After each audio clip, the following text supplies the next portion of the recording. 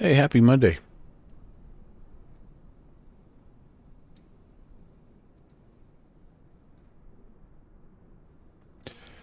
All right. We never did get any intro music, it looks like. So, weird. Weird. It was muted. Didn't get any of our funky jams. All you got to hear was the wind whipping through Palermo. That's all right. That's all right. Subsonic, how are you? All right. It's time to practice this vintage prop liner. As many of you know, we have a Cross the Gulf event that's coming up here in a couple of weekends. It's called Cross the Gulf Vintage Edition, and anyway, I am still a game time decision on that. I don't know if I'm going to have to work on that weekend or not, and hopefully I will not have to, and I'll be able to participate. But I don't know. But I want to be ready, and this has been a plane I haven't flown in a long time, so I've been trying to get back into the swing of things. DC-3 on steroids, yeah, no doubt about that. So I've done a few flights so far, and it's gone okay. It's gone okay. I haven't caught anything on fire quite yet. So, yeah, I haven't felt like I was quite ready to put it on wax just yet. But yeah, I think let's top up the engine oil here. And those all look okay. For some reason, these always stay pretty consistent because I never really use, well, it's no surprise that the water alcohol, I don't use, I don't do much with that, but the ox oil, apparently that's good. That means I'm not doing stuff I shouldn't be doing. I don't know, but so anyway, this is just the next step in practicing this, and I need a little more brightness here. So I'm on VATSIM. It'll be the first time I've been on VATSIM. Of course, I don't believe there's any ATC. It's pretty late. We had some the original time that I was planning on flying. There was some control, but it didn't work out for us, unfortunately. Let me see where we're at. Samos. Okay. I think, yeah. All right. So we do have some from our departure airport, so that'll be good. At least we'll get a chance to kind of interact with ATC as we depart. And then I don't know about when we get to Samos, whether we're going to have ATC or not. It's pretty late over there, so it may not happen. And if it doesn't, that's fine. But I just thought it would be kind of fun to that. Like I say, that's our next step. That's my next step. So, all right, I'm just kind of getting the final touches here. Okay, that all looks good. Okay, beautiful. So let's get the aircraft loaded here. We are in a passenger variant, so I'm going to do my best to get all the weights as close as I can here, and payload, baggage, passengers, all that good stuff as well. And then, yeah, we'll just see. This is also a little bit of a longer flight. The ones that I've done so far have all been hour and a half-ish. So this will be almost double that. I think about 2 hours and 45 minutes or something like, 2:44. So it'll be a little more weight and just a little longer duration to try to manage the engines and things like that. So, all right, let's start here. 10,000. I need 10,810 pounds of fuel. So I'm gonna go like 11,000. Yeah, that'll be all right.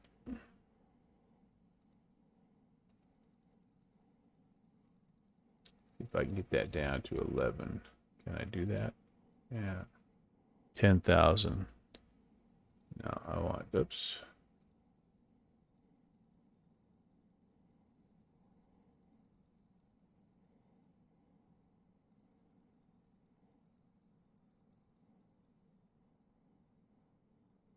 All right, that'll be close enough. It's kind of spread equally among the main tanks there. And passengers, we have 67 today, so we'll just fill it all the way up.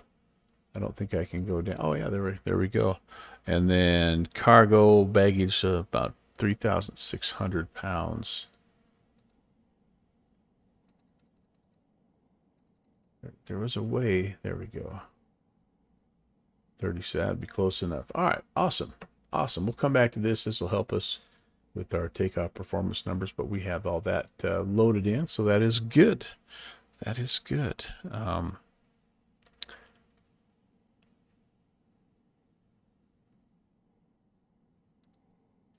Got the time set for basically dawn here, so let's we're going to go to ground power, and I'm going to have to leave this on until I get a few of these switches turned on so I can see what the heck's going on here. Switches. Yeah, do this here. One thing I do like about this plane is there's lots of buttons to push and dials to turn and all that good stuff. That's kind of fun. However, it's a heck of a lot to remember, and I don't think I probably have all the. I probably don't have all the lights on just yet, but that's okay. That's like I said. I set it for dawn, so hopefully it'll start getting lighter or it'll get much lighter as we get going here quickly. All right, parking brake is set. The gust lock is on. Fuel levers need to go to the mains. I'm not doing any of the tests or things like that. That's the next phase, is complete a flight on VATSIM, and then maybe we can relearn all of our tests and things like that. At one point, I had stuff pretty well figured out, but like I said, I just haven't flown this plane for a while. I had a few glitches, and so I kind of just shelved it for a bit. And yeah, it's been, I want to say like maybe a year since I've flown it, maybe longer. So, but it appears to be, like I say, working pretty well. It is, it's an airplane that is easy to get out of proficiency with in a hurry. And so that, I think, might have been also part of the issue, is once you don't fly it for a little while, then it's like, oh man, it is a true learning curve to get kind of back to where you feel like you can fly it.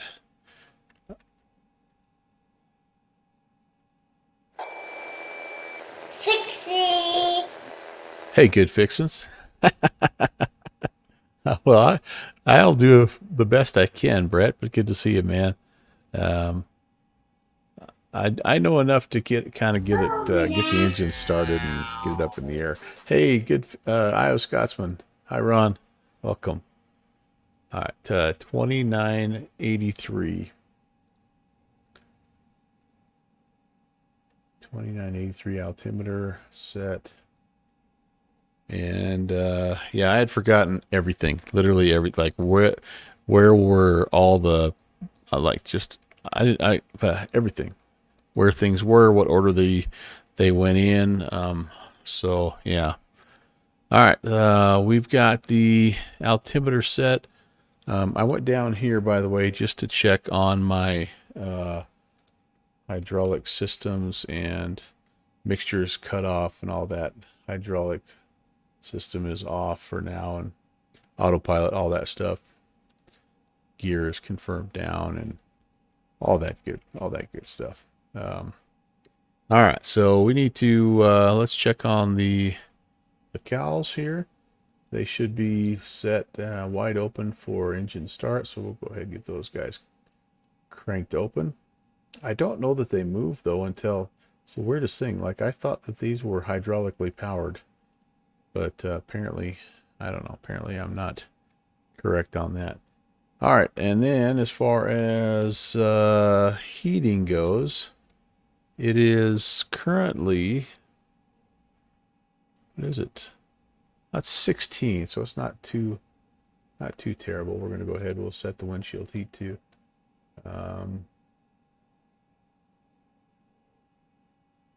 probably there. 0 to, no, not 0 to negative 40. Oh, shoot, never mind. 10 degrees or above, I can leave it alone. Leave it alone. We'll come back over here later on. We'll just make sure everything is looking good. Yeah, that's fine. Over to the right side. Hello, Mr. Valkyrie. I don't have something turned on over here that I need to have turned on so I can see. But temperature, we'll just shoot for 75 degrees. We are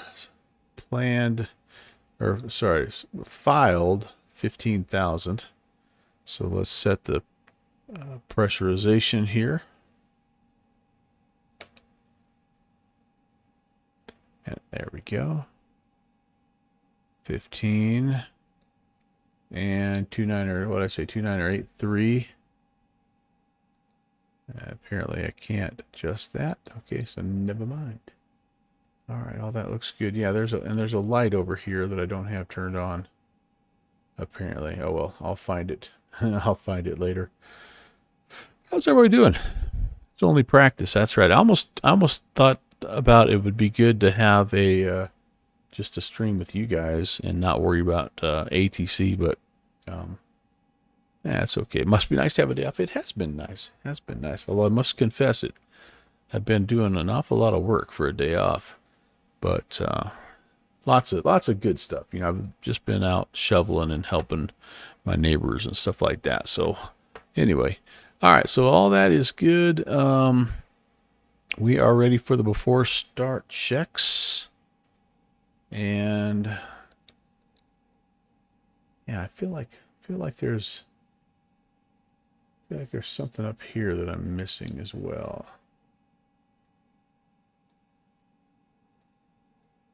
I don't know. It's just this feels dark. Whoa. My camera views are all weird too, so oh well. Oh, there we go. It's this guy, I bet. Yeah, there we go. Hey, looky there. Okay, we need inverters. So 1, 2, 3. I love the little eyebrow switch there. Inverters, generators are all going to come on here. 1, 2, 3, and 4. We are going to make sure the booster pumps are all on normal. The mags are all on cutoff, or sorry, off. We don't need water injectors or anything like that. That's actually kind of up here, I think, if I remember right. Yeah, water injectors and all that stuff is off. Yeah, good. And okay. Let's come back down here, and we're just going to crack the throttles. Kind of have a little spot on my Bravo where I put them, so that it's roughly about 1,000 RPMs when it catches, if it catches. Don't be sending any of the white stuff. Look, dude, I think all we're sending you, Ron, is cold weather. It is the 4th day in a row where we haven't got above 0. So it's one of those deals. All right, are you ready? Here we go. Yeah, we're talking about practice. Rock Valkyrie knows what I'm talking about. He knows Allen Iverson. So here we go. Here's the ballet, right? Here's how we do this. We're going to start on number 3. We're going to turn the booster pump on to low. We're going to turn the mags on, and we're going to do the starter. We're going to count to 9. 6, 9, Boost, prime, 12. look down to mixture. Go to, initially I go to auto lean until I hear it running, and then I go to auto rich. Then we are supposed to come over here, and we need to check on things like manifold pressure, RPMs, oil temps. Oil pressure is probably the one you would start with first, right? If you don't have any any oil pressure, you should probably shut it down right away. But that, I say, would be a pretty good start. Are you hearing that, I hope? Okay, number 1, then these all shut off automatically. Then we go to 4, and we repeat the process. Booster, mags, start. 3, 6, 5, Boost, prime, 12, mixture.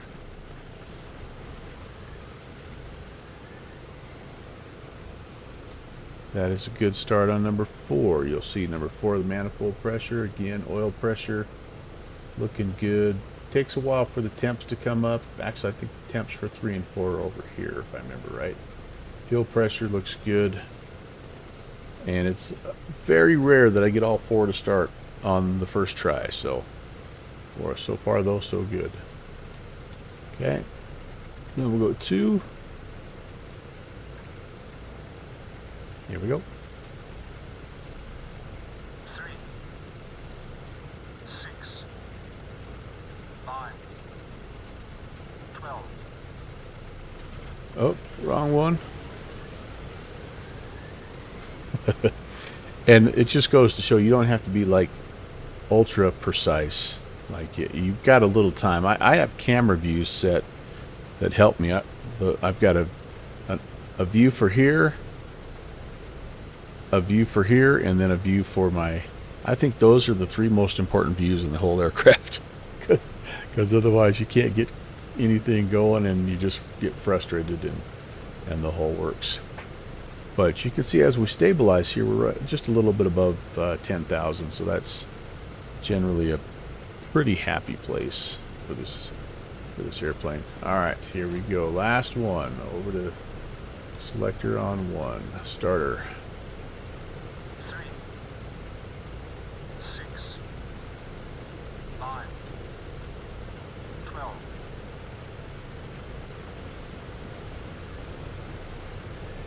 And I've seen different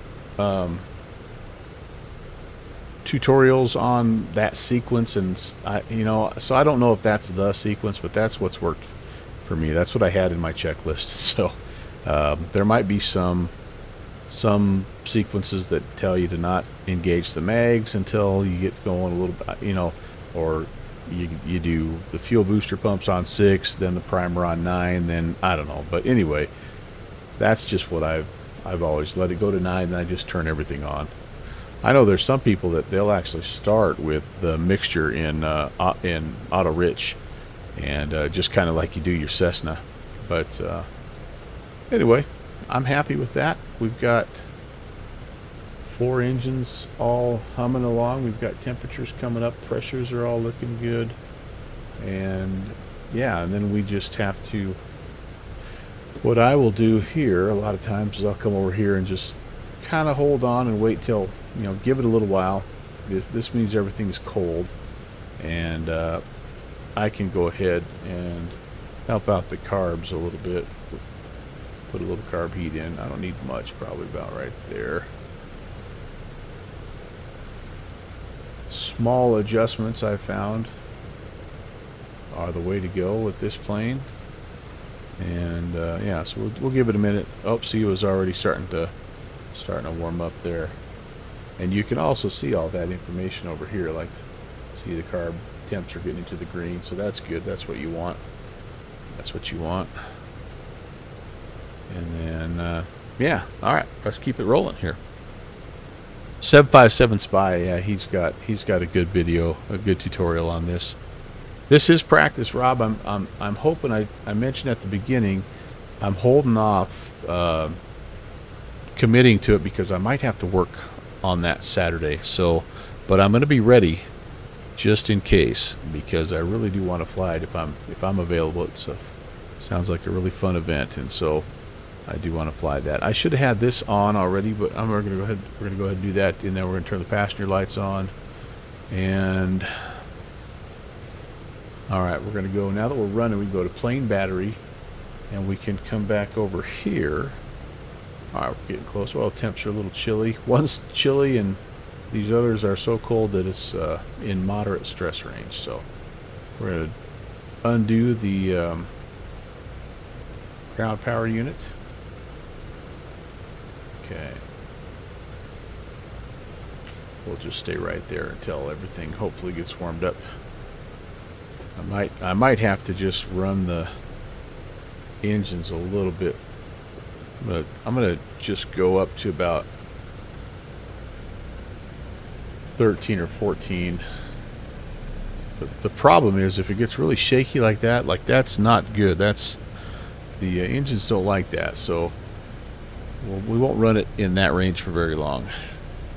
Iowa Scotsman, same for me. You have a Daytona race that night. Yeah, I might have to be working basketball games that day. So anyway, just calling sick. I'm already not working. Yeah, we'll make it. We'll make it happen. We'll make it happen. Okay. Full fuel booster pumps can be turned back off now, and all this stuff is going to stay as it is. Yep. Xander Pilot. Hey, first time chatter. Hello. Good evening to you as well. Welcome. All right, nav lights, passengers.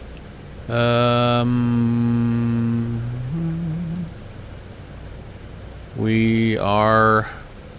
I think we can close the cowls here as well because we're going to be doing a little takeoff. And this will help things also kind of warm up a little bit. So close those. And let's get the avionics going. This has maybe been the biggest, well, one of the biggest learning curves because I haven't, when I flew this before, I never really used the Garmin unit, but I've been trying to use it a little bit just to see if I can fly some RNAV stuff. I'm doing all right, Xander. Thanks for asking. Yeah, just getting ready to fly the DC-6. Just trying to do some practice on this aircraft here. But no, it's been good. I had today off, so it's been a good day. Gonna watch a little football later on, and my wife has made some homemade soup, and so I'm pumped. But anyway, this has been the part that's been I think I've kind of not done very well with. But the only way around that is to just keep practicing. So my radios are on, and I need to. It's John Elway soup. Have you ever heard of that? It's just like a hamburger vegetable soup, basically. So I have center on 2420. Let's see if we can talk to these guys and get our clearance. I don't know if I've ever had ATC in this neck of the woods before, so this will be also a learning experience.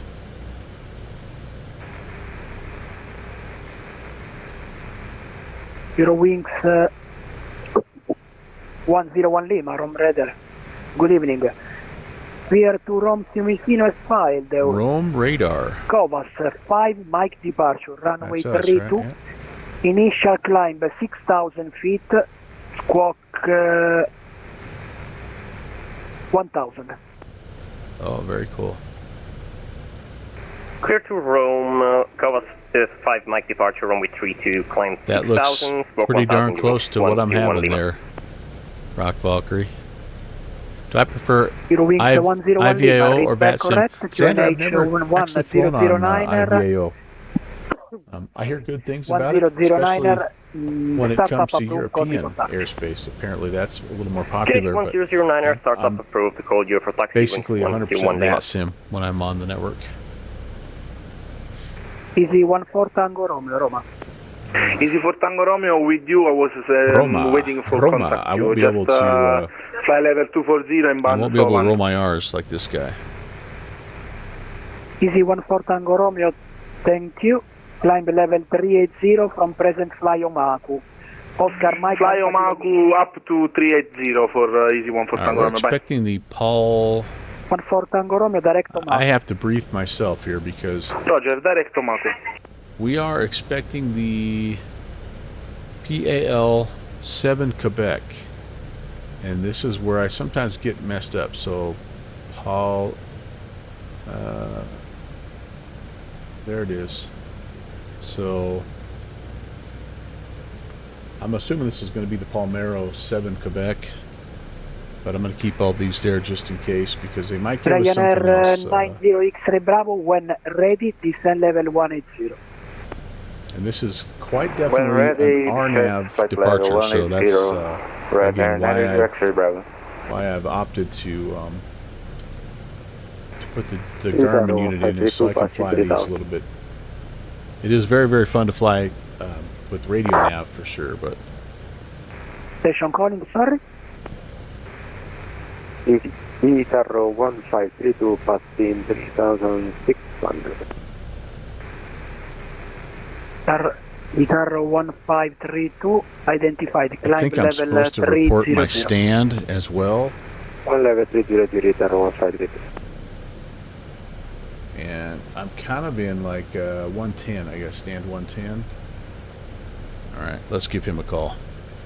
Roma, good evening, Clipper 816.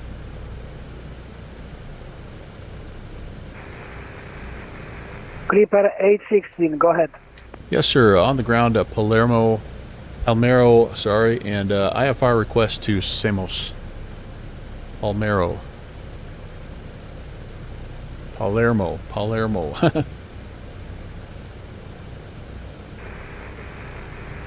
Clipper 816, Rom Raider, good evening again. Runway 25 in use, Palermo 8 Alpha departure, 4000, transponder 5505.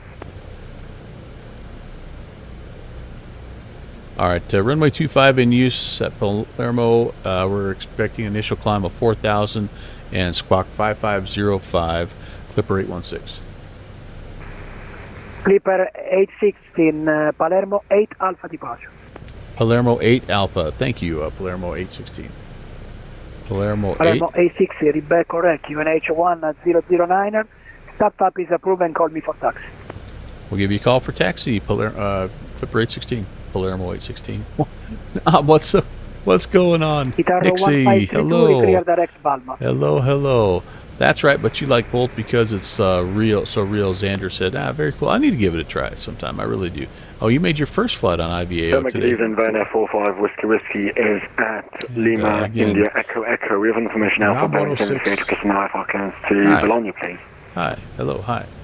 All right, I'm going to make a slight adjustment. Palermo 8 Alpha. Call sign Ryanair Make 45 a slight Whiskey. amendment, so I'm definitely using all my tricks in the book today.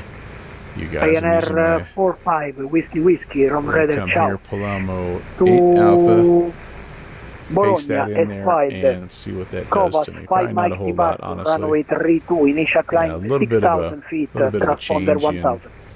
in departure. We'll get to that here in Combat just a flight second. Mike departure of runway 32, initial climb 6,000 feet, squawk 1,000, Ryanair 45 Whiskey. Let's get our flight plan entered in here. Roma Control, good evening, sir. Ryanair Airport 99 with you. Correct information, Bravo, QNH So this is the part 1005. here Startup that is is approved and different. call me for taxi. But I think we can do Information it. Bravo is Flight up to plan. Squawka, Ryanair 45 Whiskey. Push. We are here at Palermo, Lima, India, Charlie, ready to taxi runway Juliet. 23. And it won't hurt that I have a little bit of a longer flight route because it lets the engines warm up. Sorry, Punta station Rossi, calling your caller, Palermo. sorry There we about go. that. And then the procedure out of here, the 389 departure, Lima, ready to taxi to runway is 23 at the Olbia. Palermo 8 Alpha. Alitalia 389 Lima, taxi holding point 23, call me ready. Holding point runway There it 23, Arrow Italia And 389 25, Lima. runway 25. Roma Control, good evening, sir. Airport 99 with you. We'll load that up. And let's go Aeroflot down 999 here. Rom Raider, ciao, identified. Continue There to we go. RETEB. Romeo India Tango Echo Bravo, RETEB 3 Alpha arrival, Whiskey 16 left. We go to Notri. Repeat, please, little bit slower, please. Aeroflot 999, continue direct RETEB, descend level 170, Reteb I 3 do Alpha think that arrival, the ILS Italian Whiskey 1 accent 6 is left. one of my favorites. I wish I could talk like those guys. Runway use ILS Whiskey 16 left. Descent We will not 160. be able to put in any of the airways, so we're going to be a Arrival little bit, Rit 3 a little bit Alpha, off as far as 99. that goes, but you know that's all right. No tree. Then we go to Direct to Rit Sodmo. 99.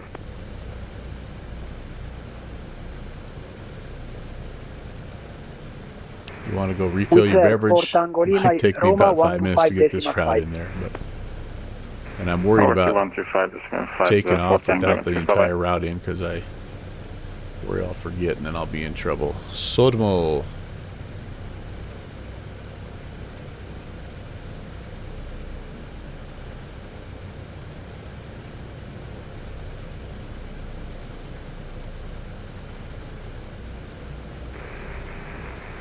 Ligurian 69 Mike, after there's passing that. Comiso 5000 and descent 3000, clear ILS approach 05, call me established. Roger, after Sodmo, Commodore it's 3000, I Emirates. cleared LS 05 milligrams. Can we have the last wind check, sir? That's wind in Comiso 2509 knots, UNH 1010. UNH 1010, copied, Ligure 6, thank you.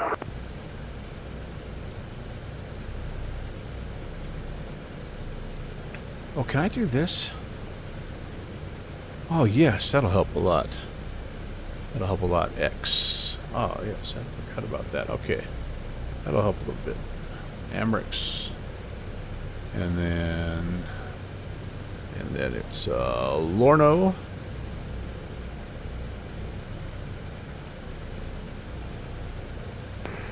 Oops, hello. Apparently you have to... What do I have to do to get... Oh, there we go.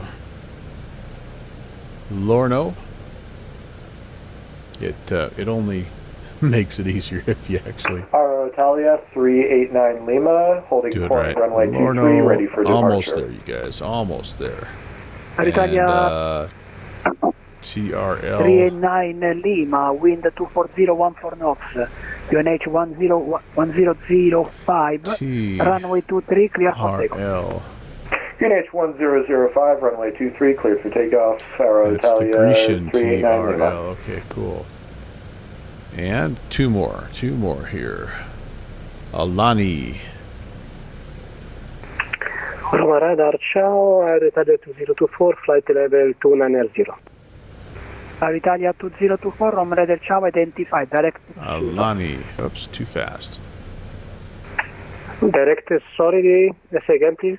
And then the final one, actually, Direct Uxuta, uniform, X-ray Larky is uniform, part of the Tango. arrival, so Direct that's what Uxuta, we'll do next is put Aero in Italia the 2024. arrival airport, which is Samos.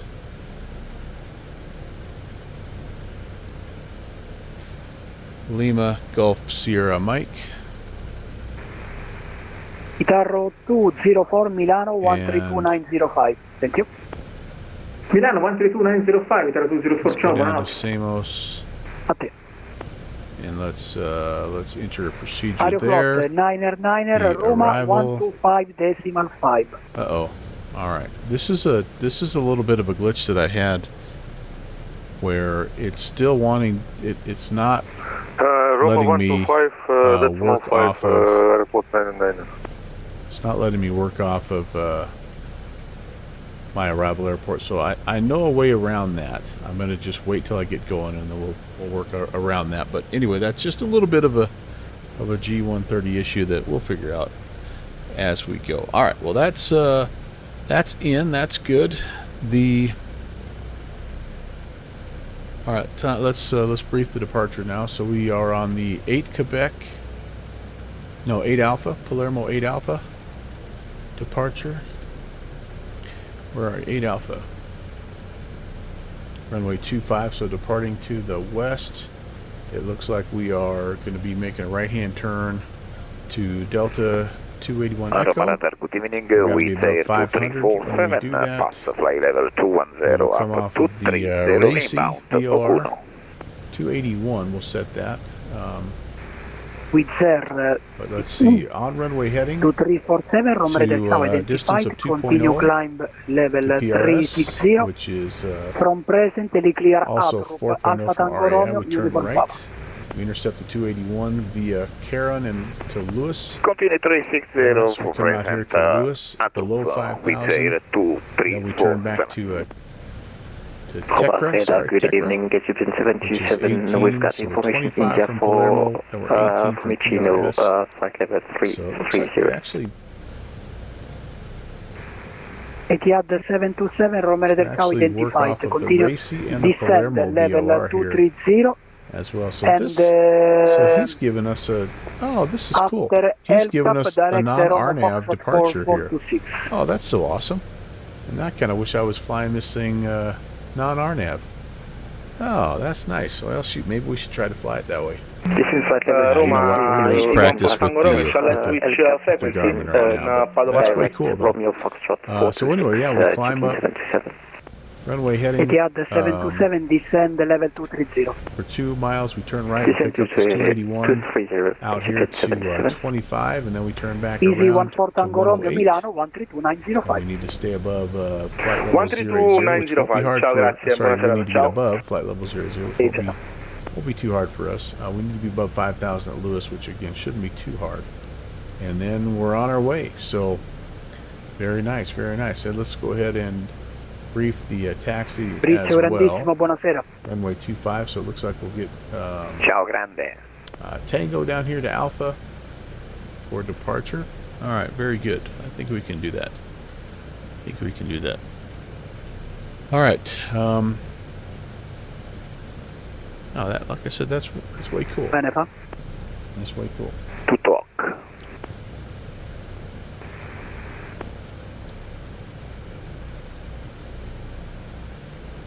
I think I can get. I'm gonna 389 Lima, level 6,000. tune in Etihad the racy Etihad, VOR, Air Italia 389 which is Lima, Roger. 13-0. Fly Upton, Okay. Uniform Papa Delta India November, climb level We're going to be 300. giving Unicom after a little bit here. Climb flight level 300 Maybe not. Maybe there'll be somebody. direct And that won't. I won't be able to track that VOR per se, but I should be able to. Track the distance, the DME. Direct Upton, Uniform All right, Papa last Delta thing India here, and then November. we'll be ready to give them a call for taxi. I think, you guys. 5505 is the squawk code.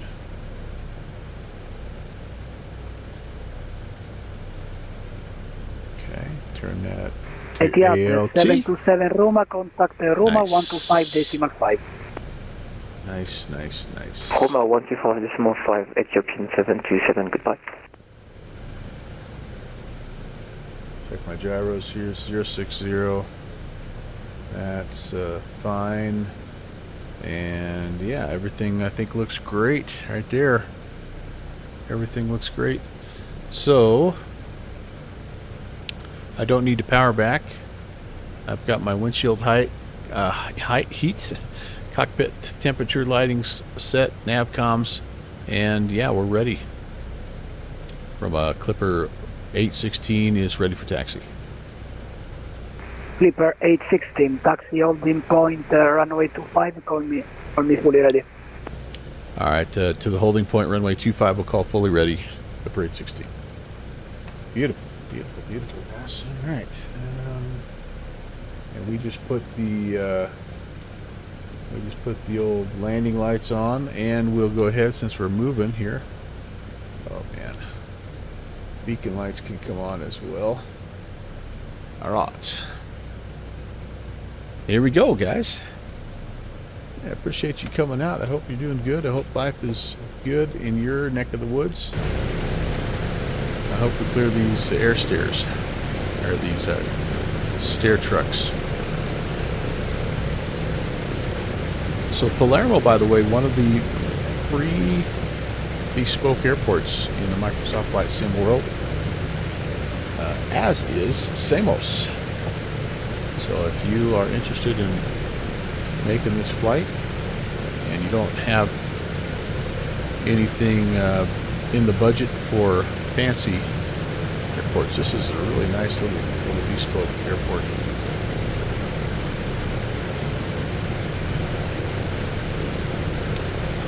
Has a little bit of just a little something here. But the main thing with this airport is just the location. Both of these are just wonderfully beautiful spots. Greek island hopping, speaking of our friend 757 Spy. Guitarro 192, Rom Radar Cow identified. After Ponza, fly to Palku, Papa Alpha Lima Charlie uniform, and expect ILS 24 in Naples. Roger, after Ponza, there's Palku and expect ILS runway 24. Clear right and left. Let's go down to the holding point. Again, we're not going to do a run-up. I'm just going to make sure that everything is good on the checklist. I am going to make sure everything is good with our engine analyzer. Oh, look at all those green check marks. With 347, Unicorn 1228, appena posso mi ci metto, Fabri. Unicom 122.8 with 2347. Tanto il contatto ce l'hai, quando arrivare mi scrivi. Did I do your reversers? I have not yet. Oh, is the ATC loud? Okay, thanks for letting me know that, Drip and Splatter. I appreciate you telling me that. 101 Lima requesting push and start. Let me see if I can turn them down just a little bit. Eurowings 101 Lima, push and start. Is that better? Call me for taxi. Push and start approve, call you for taxi. I have to do it. Lima. I almost, the feather testing. I don't remember how to do all the feather tests and all that stuff, Rob. That's the problem. That'll be the next stream, okay? Let me just see if I could actually get this thing airborne while talking on the radio. I do know it works because I did have to power back when ready, the last place that I flew. 7,000 feet, level in Palco. The props will screw up. It'll link something to props. What? The prop test? No, it does not. Watching from New Zealand? Well, welcome. Thank you very much. Thank you very much. Sorry, my bad. 1005. You know what I need to do, though, is I do need to do the auto feather. I didn't turn that on. Yeah, I don't know. I don't remember how to do the auto feather test, so I'm not going to do it. Ryanair 90 X-Ray Bravo, and scoop Roma heaters on. 125.5, ciao. I'm going to just do a little flow here. Those are all good. These are set for takeoff. Ryanair 90 X-Ray Bravo. And I don't doubt that you're right, Rob. But all I'm saying is I don't know how to do it. And I've managed to fly a couple of flights without there being major problems. So we'll find out. Oh no, here we go. How to do the tests. Oh, this is 19 minutes. No, I'm not doing it. I'm not doing it. We're going for it. We're going for it. Ligurian 3. Alright, start selector. Wait a second. Di server meteo, non so cosa dire. Clear to land, 805. Clear to land 05, Ligurian 6 on my. Ryanair 45 Whiskey, ready for taxi. See how much I remember. See how much I remember. Doesn't affect the reversers if you don't do the test. Ryanair 45 Whiskey at Let's see how much I remember. Alright, parking brake set. Run up to 900. Ryanair 45 Whiskey, be careful for Eurowings traffic in push phase, taxi holding point 32, call me ready. Oops, too far. This is holding point. See, I'm already screwed up. I can't even do 900 RPMs. Everything is in the green. Green, green, green, green, green. Okay. Set. Then I have to do all this master propeller decrease. No, we're gonna just roll with it. If we have a catastrophic failure while over the ocean, it'll be better TV anyway. Doesn't it affect the reversers if you don't do the test? I don't know. I don't know. You guys are messing with me. Yeah. Gust lock is off. Engine sync. Yeah, there's a lot. There's a lot to this. This is why I haven't done it yet. All right, pitot heat is on. Transponder is on. Here's where I need to get my numbers here. Whoops. I let my RPMs get a little low. That's why my oil temperatures are low.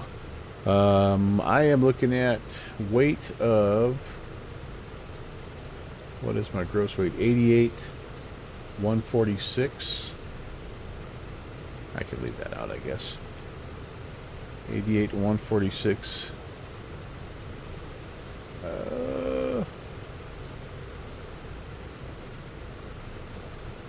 88,000. So I'm here, sea level, basically. Sea level, flaps 20 takeoff. V1 is 92.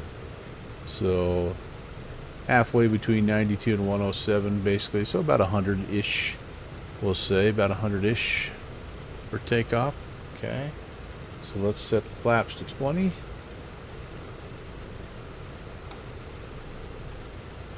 10, 15, 20. When I don't follow that run up, it affects your props and speed. Ligurian 69er Mike, taxi to the standard your choice, Unicorn 1228, thank you very much.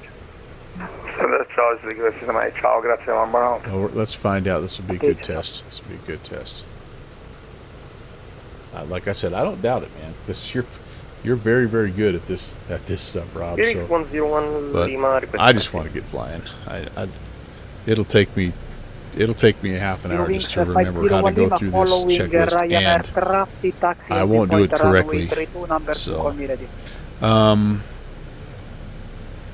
Passing Howdy point runway 32, alright, so we're looking for about 100 for a takeoff. Ryanair 45 Whiskey at Holden point runway 32, ready for departure. Ryanair 45 Whiskey 35, and the wind is calm, 1009. You've just been practicing for the vintage flight. Runway 32 clear for takeoff, thank you, Ryanair. Yep, if it causes problems, then that'll be I'll know that run-up procedure is important. And Roma, Clipper 816, holding short 25, ready for departure. Clipper 816, Roma, wind 210, 13 knots, QNH 1009, runway 25, clear for takeoff. 25, clear for takeoff, Clipper 816. Alright, so we're cleared again up to Italia 389 Lima Milano 132905. This is going to probably be one of those deals where you report when airborne.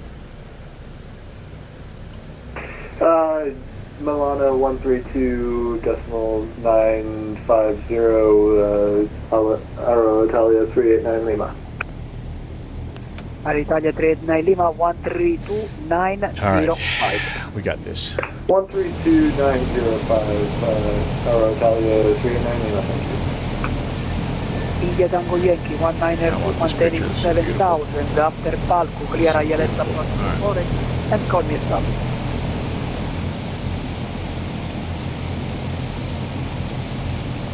They're left. Guitarro 192 Roma. You know something I haven't done. I need to set the trim. We'll get lined up here and then we'll set the trim. Yes. Thank you. Roma Radar, buonasera, Itaro 1462 with you, flight level 290 reaching Peleg. Terrible lineup, but that's okay.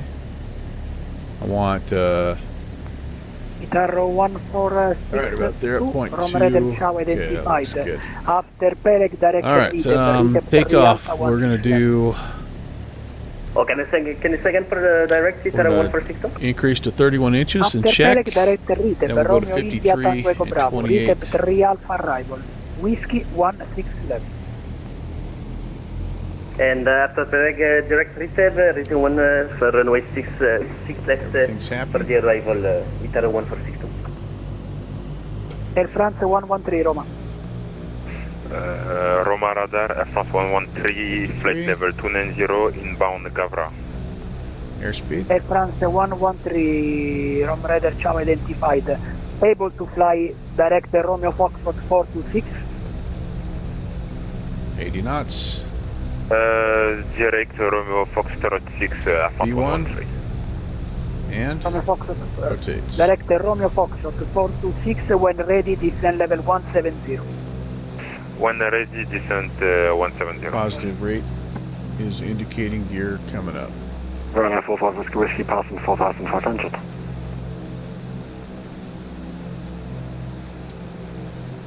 Ryanair 45 Whiskey. From Radar Ciao identified. Okay, I'm continue looking climb for level 340. 2 nautical miles, and then we'll make our right-hand turn. Kind of hard to see down there. I'm actually counting down, so I must not quite be to the VOR just yet. Luca. Okay, I want to pitch down to 165. Air France 113, can you Go ahead, repeat go to please METO the power. direct? Romeo Foxtrot 426. 4826. Romeo 426, Let the Air nose come France down a little bit. Flaps coming up. 113. Just kind of holding runway heading. We're Guitarro gonna be quick 14, outside view here, guys. Guitarro 14. Oh, we're not holding runway heading very well. Descend level 190. Oops. Descend flight Nobody 190 saw that. Itara 1462. Nobody saw that. So, 0.5, we're just climbing. Runway heading-ish. In my defense, I see a 2.5 right here, so. Alright, still trying to get to 165 if I can. All the flaps are up. And then we're going to set it at 40 and 24. 101 Lima, fully ready, departure close to runway 32. Just ease it up here. 101 Lima, Rom Radar Roger. Not in a big Wind hurry. calm, 1009er, 32, clear for takeoff. Kinesh 1009er, runway 32, clear for takeoff with 101 Lima. There's two, so we're going to turn. Make a right-hand turn. 220 for 240. Guitarro 156, Rom Radar Ciao identified. To a From present fly 325. Antel, Alpha Mike Tango Echo 325. Lima, climb level 380. Direct Antel 380, Itero 156. Continuous climb power, 40 and 25. Top box. Airspeed looks pretty good. I'll get to 325. We'll put the gyro pilot on. There's 325.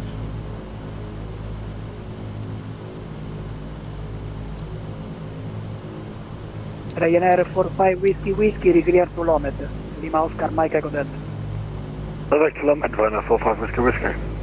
Whoops. This first, then this. Okay, we're holding our heading now.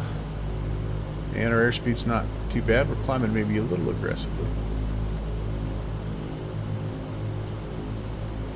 At Clipper 816, climbing 3,200.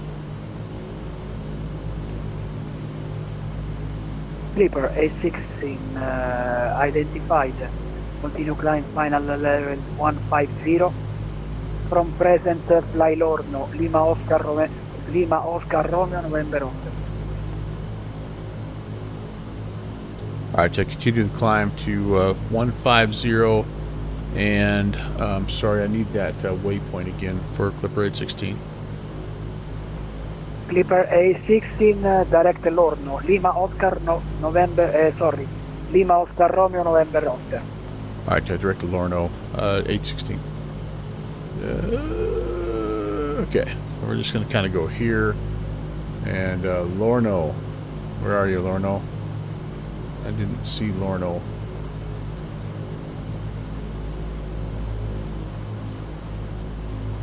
Oh my goodness, what a shortcut. Eurowings All right, direct 101 Lima, Rome Radar Ciao identified. Continue to Lorno, Palma, activate. climb level All right, 300. cool. And now this Continue is, to Palma for level this 300. is probably going to be kind of 101 ugly Lima. because it's going to be a huge turn. And it's going to be one of these zigzaggy things, but I should have done a heading mode. Ah, darn it. If I was smart, I would do heading mode to there. But I can do this. I can give you a little outside view.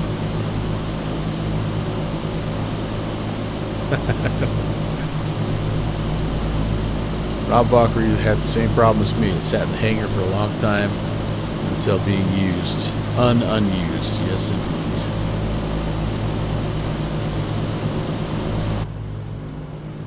Let me show you the shortcut that he just gave me here. He's in a hurry to get rid of me.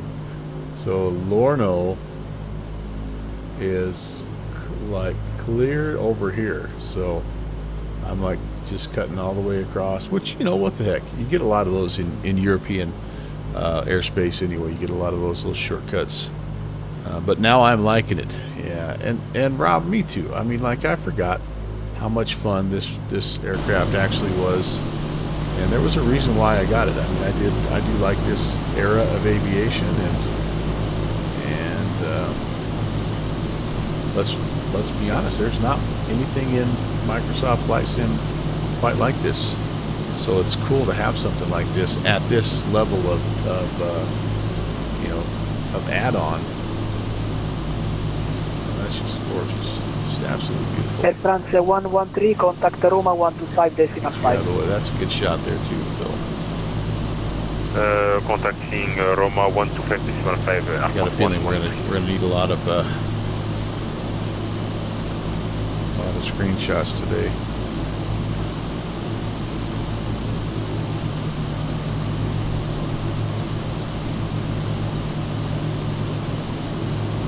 Get back over the top of our little airport there. Away we go. And only a little bit of engine oil burn out there. Those will be completely filthy by the time we're done. But you know what, hey. All right, let's come back in. Let's take a look, see, and see how we're doing. Car bear's a little on the cool side, so I bet we're going to get hollered at over here. Yep, chilly, chilly, chilly. So, dang it, I keep clicking on the wrong spot. So let's come back down here Itaro and 1462, contact Roma just go up a little bit 125.5. more, not too much. And but a Roma little bit more. 125.5, Itaro 1462, ciao. Ciao, grazie. We can also Grazie. come here to maybe Grazie di to tutto. like 3, just to make sure the cylinder heads don't get too warm as well. We're at 6,500. Sorry. Yep, 6,500. And I'm going to just keep nudging my manifold pressure back up to 40 here. 40 and 25 is kind of that continual climb. Sorry, 40 and 24 is that continual climb power.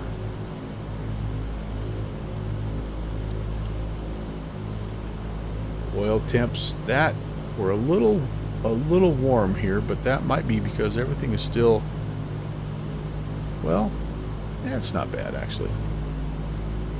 Carb air temps are looking good, and cylinder temps are maybe a top end of the green. Maybe I need to leave those cowls open one more click here on the climb.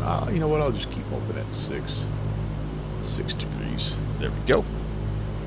Itaro 192, wind channel 1005, runway 24, clear to land. Clear to land, runway 24, Itaro. Rob likes it better than the Airbuses, the 73s. I mean, it just is like, it's just unique. It's just its own thing. And it's just cool to be able to fly something so historical. And it'll be fun to see. I hope we get a lot of people for the Vintage Across the Pond event. And I hope I'm one of them. you.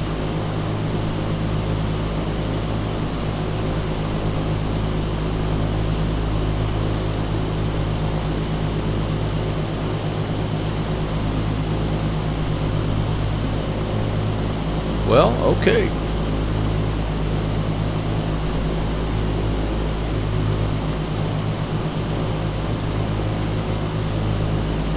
Give you a little clean sweep of this, guys.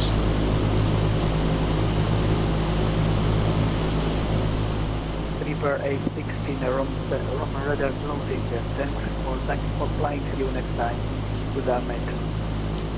All right, Clipper 816, I appreciate the ATC. Always fun to fly down here. Have yourself a great day. You too, mate. Thank you very much for flying through my bike now.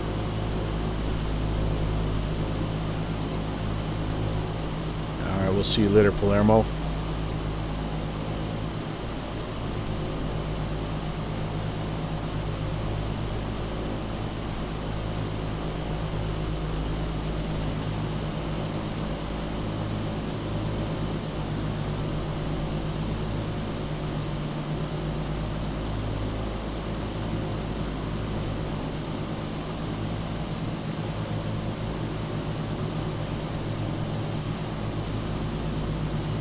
Out we go, out over the sea.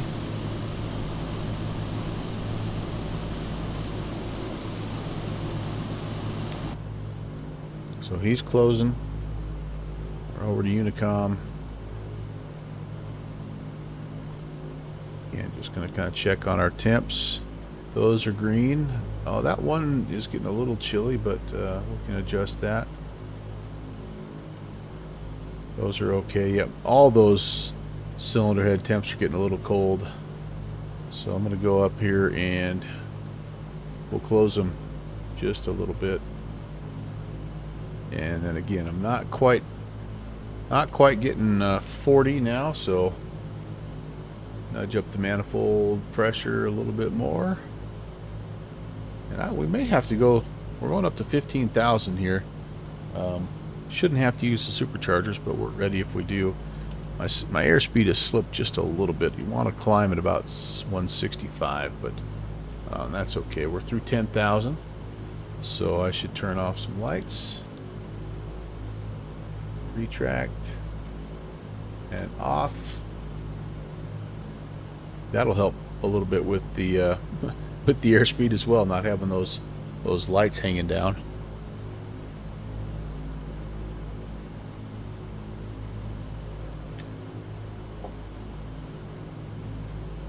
Is the route, Rob, just a quick question, is the route for the Vintage Across the Pond, is that an RNAV route?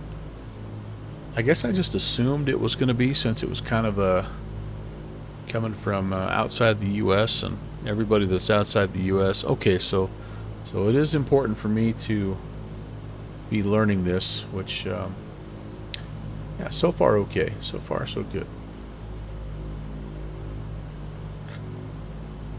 So my workaround for the arrival, since it didn't want to put the arrival in, is pretty simple. When we get to our last fix before Samos,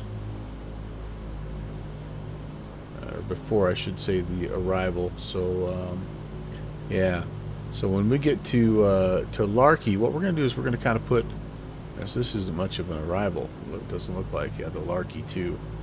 But what I'm going to do is, probably, 30 miles, 50 miles before, I'm going to go into heading mode, and then I'm going to put direct Samos. And then when you do that, then you can enter your arrival and approaches. It's just a little bit of a quirk. You should be able to right now, but you just, again, a little bit of the limitation, I think, of the sim here, or of this GPS unit. But yeah, I should be able to go select an approach, select an arrival, but all of these right now come off of Palermo instead of off of Samos. So anyway, like I say, not a huge deal, but There we are. There we go. There's 12,000. We're doing good. We're doing good. Nudge, nudge, nudge. How's our temps? Much better, much happier cylinders. Yep. Carbs. And a little on the chilly side.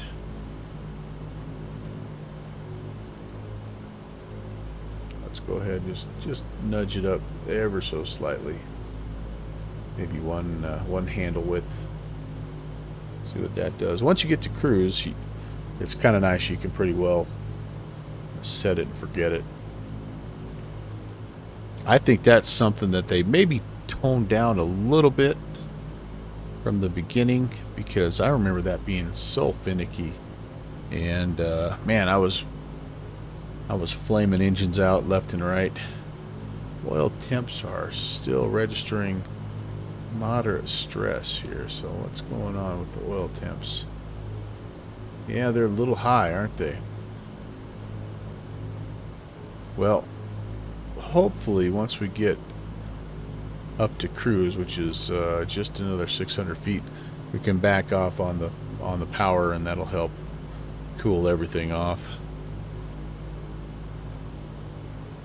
Ron's not positive because it's been so long since you've been in this, but the GTN 750 might be usable in this. Really? I guess I just didn't see anything in the EFB that allowed you to use that. I would love that if you could. I don't want to use it as a separate window if I can help it. The 530 works good enough for me, but in the toolbar, barf. Yeah, I don't want to do that. I'd rather just use what's in here. Having this GT or this GPS unit's bad enough. I already feel like I'm sort of cheating, but yeah, I'm not gonna have something running separately. I just don't want to do that. But you do. I know you love it. Yeah, it's worked good for you. It's worked good for you. And it's not the PMS. I wouldn't want, like I've got the TDS. I wouldn't want it sitting over on a separate window either. I don't know why. It's kind of weird, but I just don't want that. All right, let me get leveled off here, and we are at cruise. We're looking for 36 and 22 here, so kind of already have almost 36. Bring it back a little bit here, you guys. And 2200.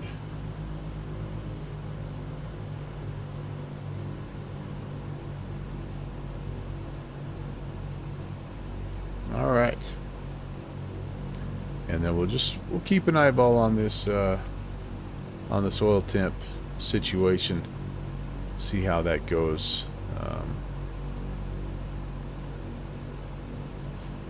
My pressures are in the green, so I'm not super worried just yet about that, but like I say, we'll keep checking. Overboost, excessive manifold pressure.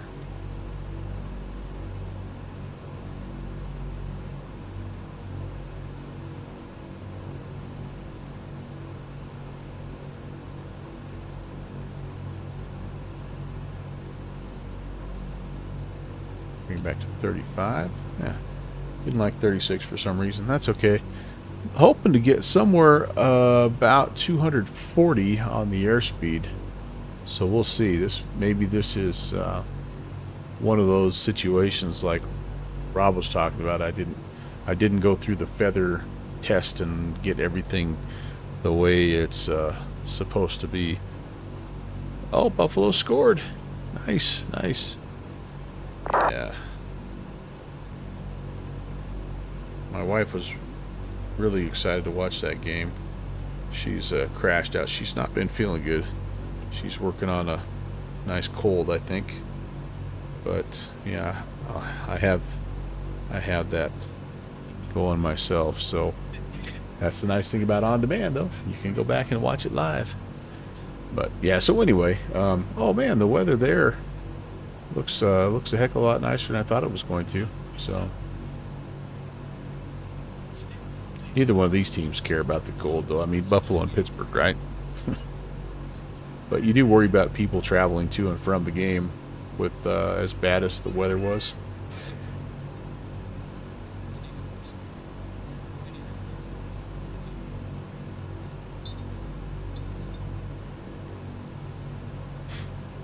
Well, our airspeed is creeping up, and I'm wondering if we have a little bit of a tailwind. I mean, it looks like all the weather stations that are reporting along the way, it's winds 210, here's 320, here's 340, so they're kind of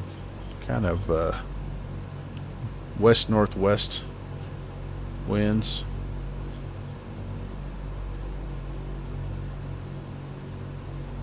Hopefully we'll get a little push.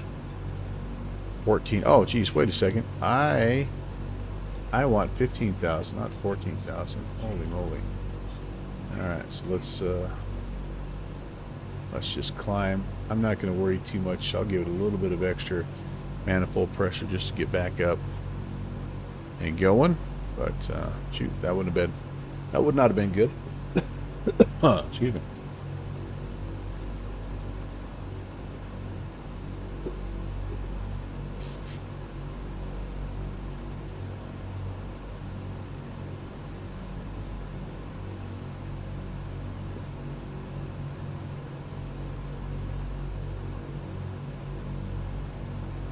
Just with this Buffalo game, you just wonder about the wind. That's the X factor in that neighborhood right now.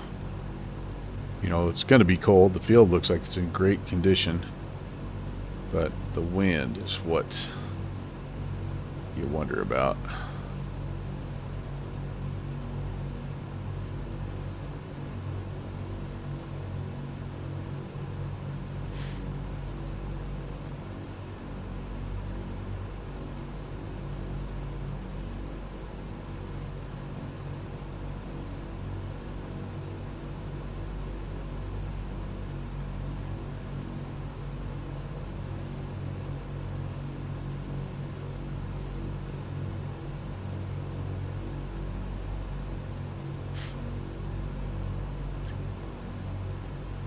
The only reason I thought about my altitude is I saw this terrain in front of me here, and I'm like, am I going to make it over that?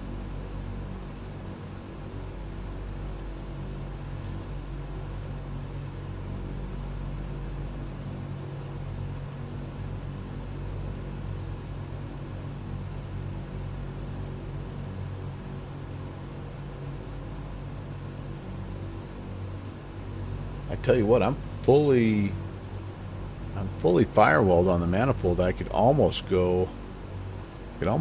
engage the superchargers here. I think I might. Let's get the altitude selected. There we go. 36 and 24. So I'm I'm at 37. So I don't think I need the superchargers. Pull back there. Let's see if I still got that overboost warning. I'll pull it back to 35. I think it's happy at 35. Yep. All right. Well, that'll work. Okay, so we are at cruise. Did I lose my autopilot? Feel like we're nope, we're doing okay. Alright, let's take another outside look, and let's go Volanta stock.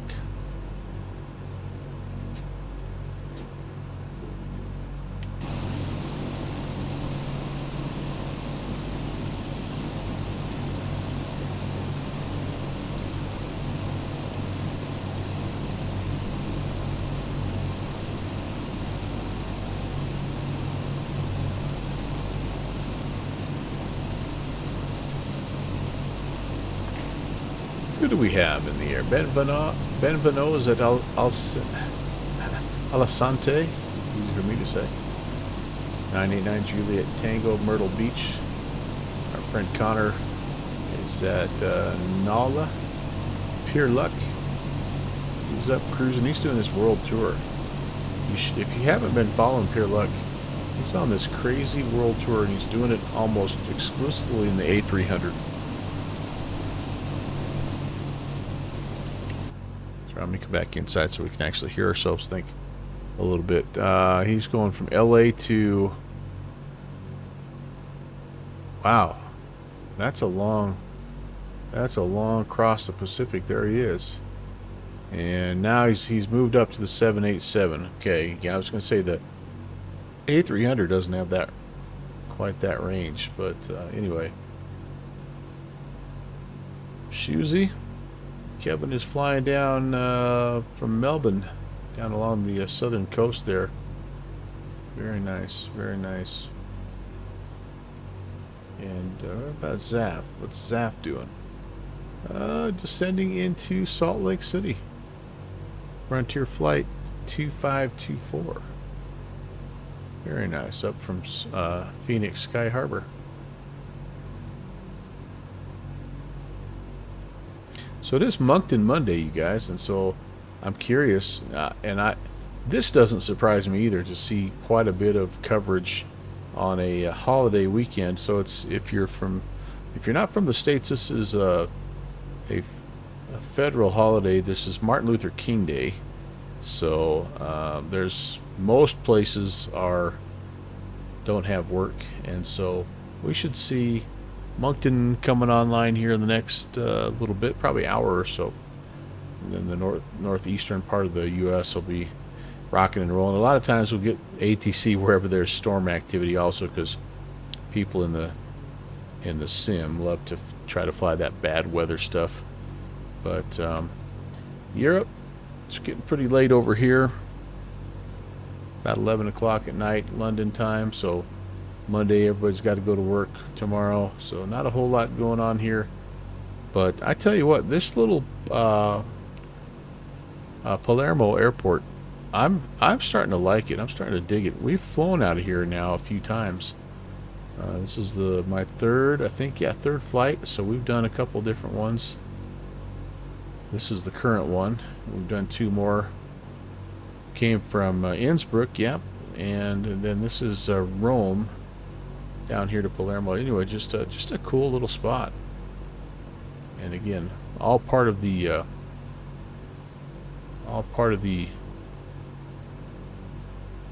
handcrafted airports that come with Microsoft Flight Sim. I've been trying to buzz around a little bit more and check out as many of these places as I can. There's some pretty cool little routes that you can fly. I don't know how realistic they are, you know, but like I don't know that you wouldn't fly between Palermo and Samos, or that they didn't back in the day in a DC-6, but I don't know, it's been a fun way to kind of see different parts of the world.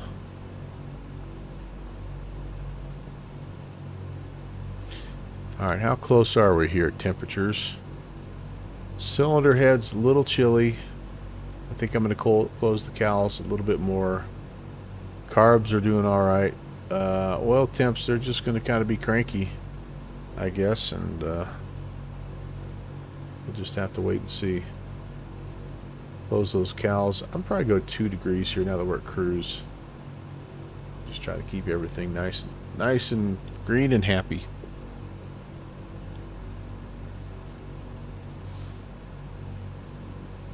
But here is us. Here's where we are and where we need to go again. This is a 2-hour, 40-minute, a little bit longer flight, and gonna be pretty just kind of just me basically, as we don't have any ATC. So I understand if you want to be in and out, but just kind of a chill on a Monday. We're just getting started, and yeah, we're going to be seeing the boot tip of Italy, then kind of Cruising over the whichever Greek Isle. I don't know this part of the world very, very well, but it's kind of a neat part of the world.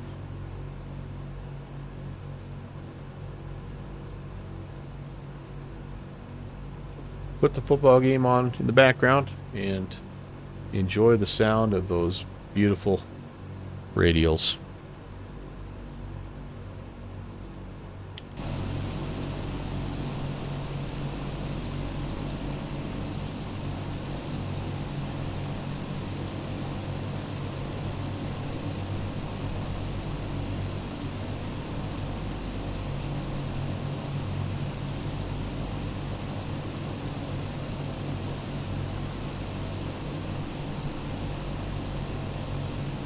I'm going to step away for just 2 seconds. I need to go get my dogs their dinner, so I'll be back.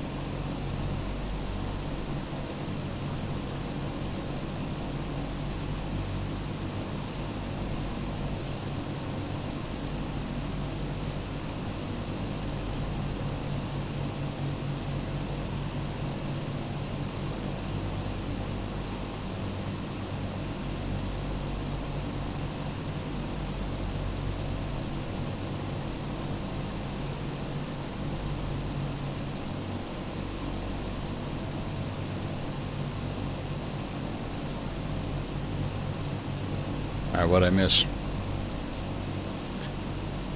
The dogs are fed.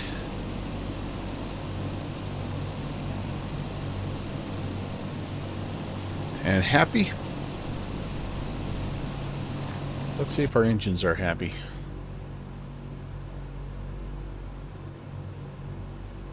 Oh yeah, happy cylinder heads, happy carbs, grumpy oil. Yeah, still thinking overboost on number 2.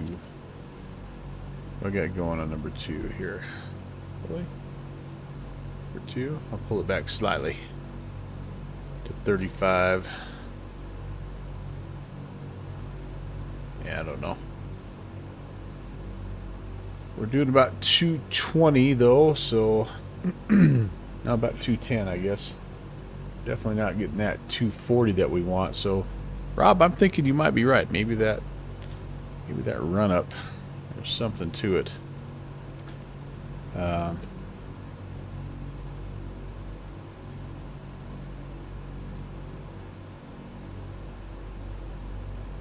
That's okay. It will add to our route time a little bit, but yeah.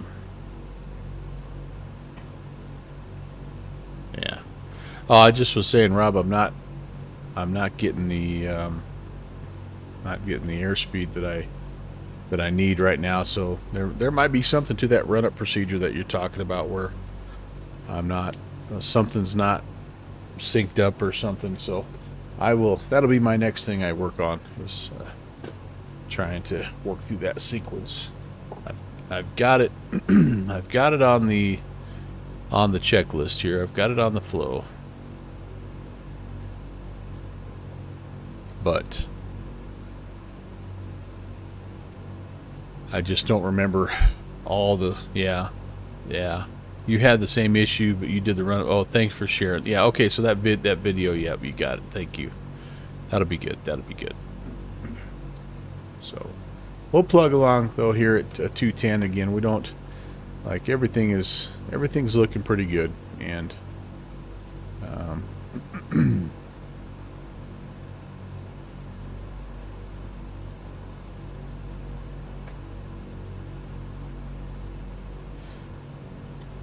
keep an eye on the fuel, but we should be fine.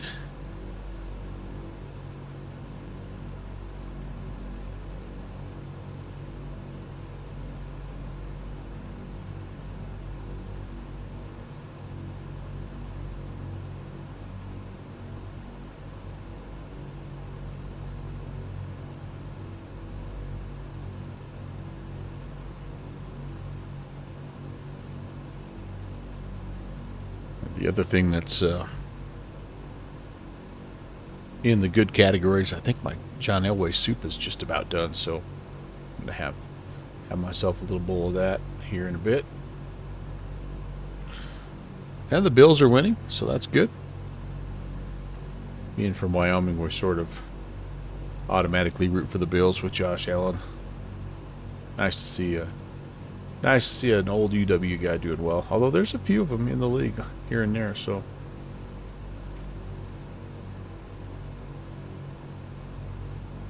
Yeah, man, I'm just waiting probably another 15, 20 minutes just so that the celery can get cooked just perfect. Yeah, you got to get the carrots, the celery, the potatoes, those got to get cooked all the way through, right?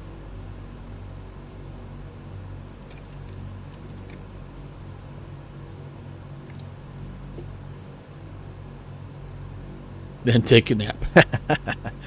Yeah, I actually just you took 3. Nice.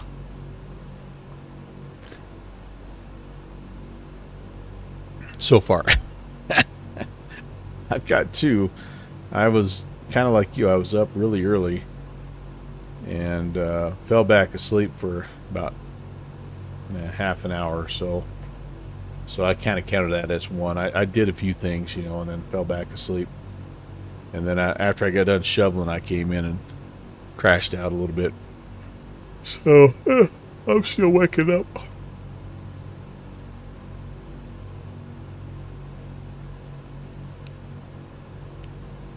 But that's nothing wrong with that.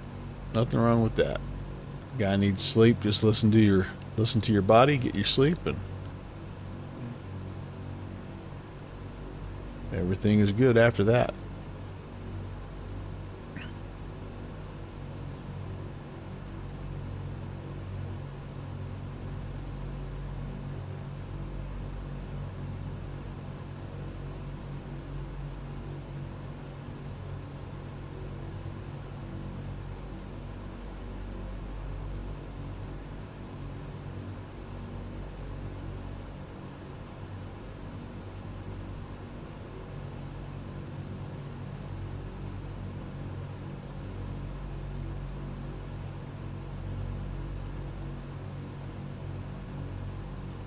Alright, so this is the run-up procedure that Rob shared.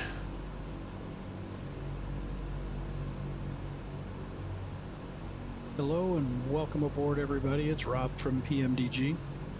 Rob with another tutorial for and our Rob. DC-6 from Microsoft Flight Simulator.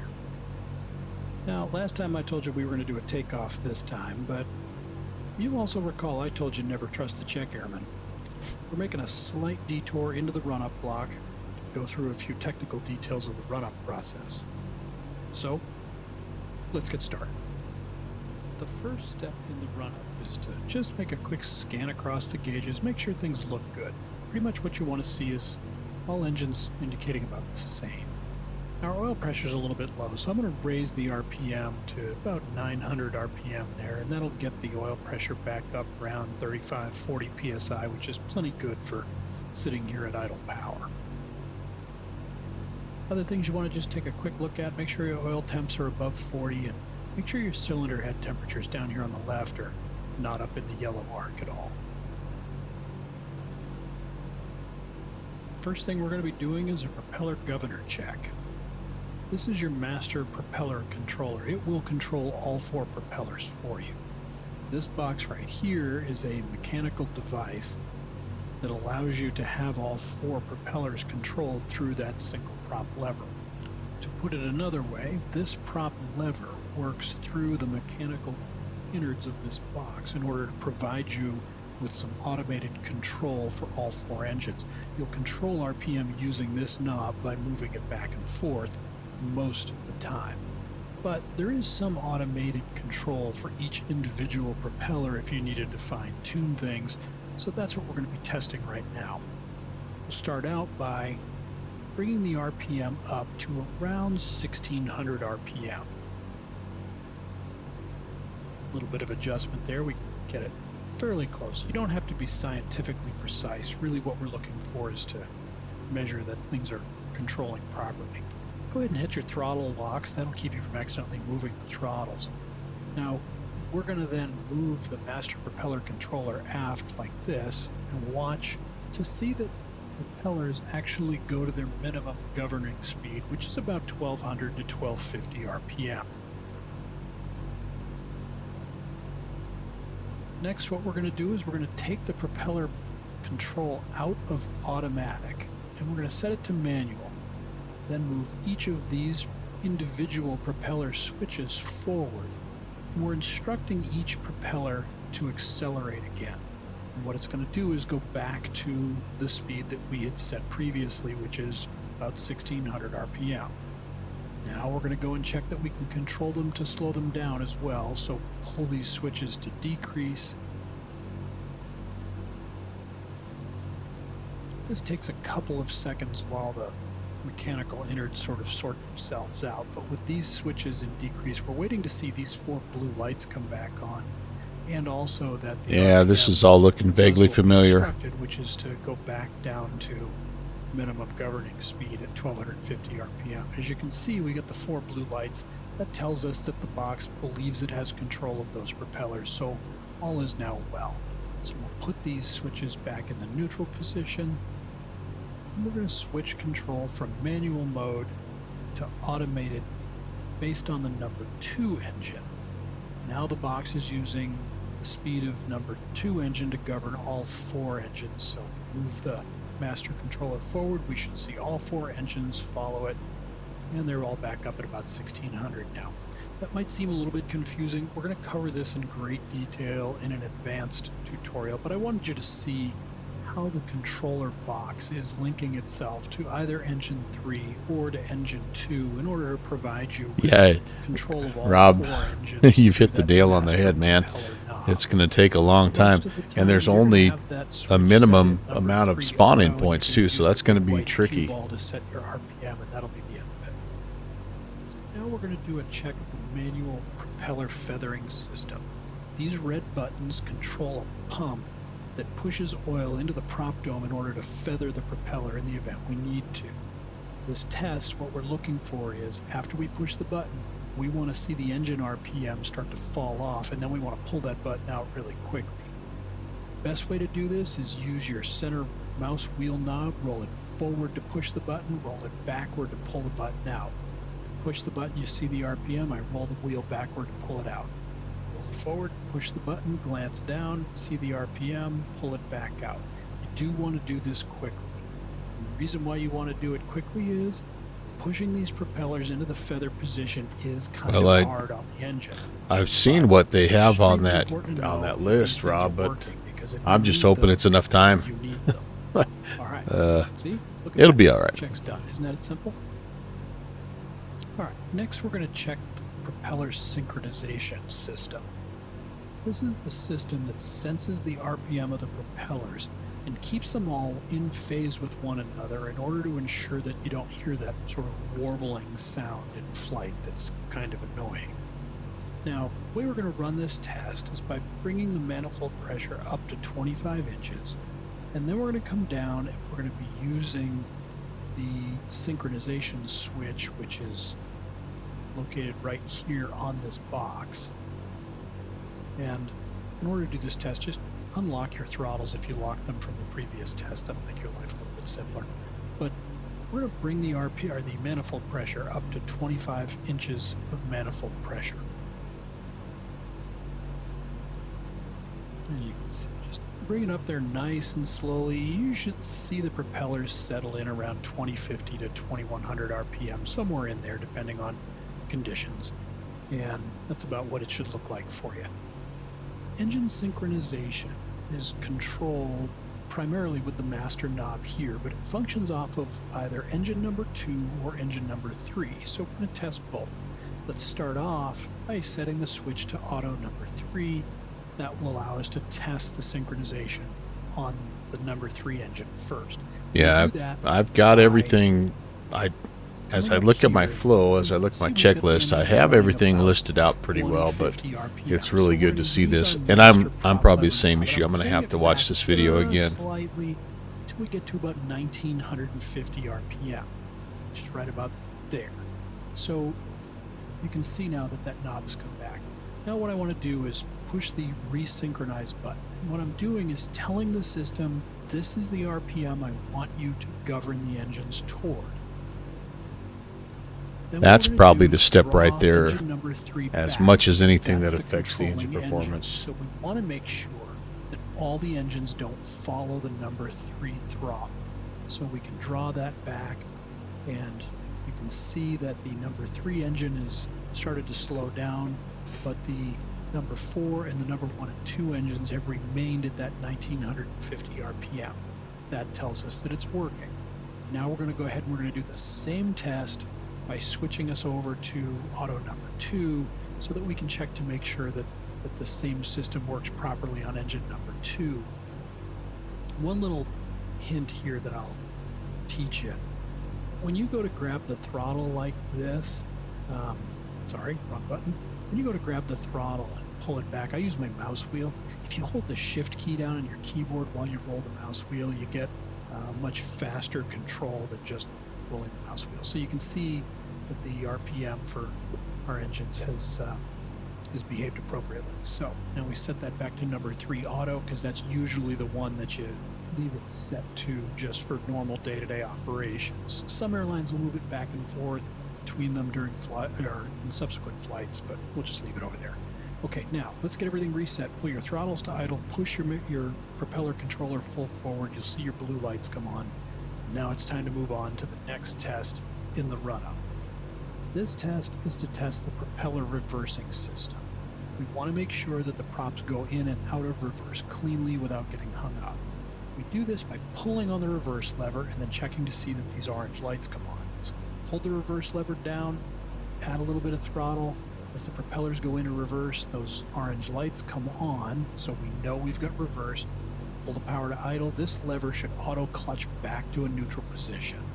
Now, bring your throttles forward, get up to about 25 inches of manifold pressure, just to make sure that none of those orange lights come back on again. If it comes back on, that means you got a propeller hung up. You really don't want to try taking off like that. That would be a little bit more adventurous than we really care to get. All right, get your throttles back to idle, and we can move on to testing the magnetos. The magnetos are essentially the ignition system for the engines. We'll go into this in a lot of detail in the advanced tutorial. What you need to understand is that each engine has two ignition systems, a left and a right.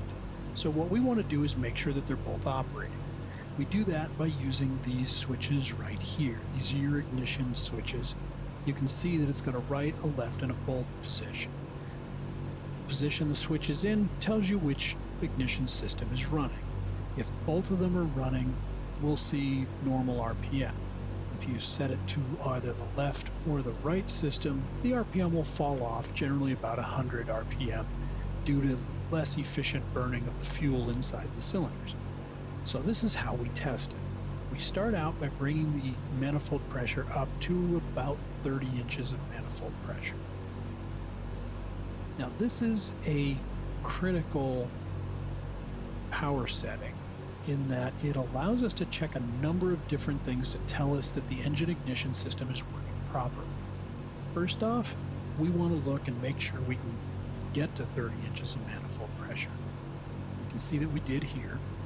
Now, the fuel flow for each engine should be about the same, and it should be right around 600 pounds per hour, and it'll vary a little bit depending on the engine. You can see that the fuel pressures are just about the same, and the RPM should be in the 2100 to 2250 range, kind of in there.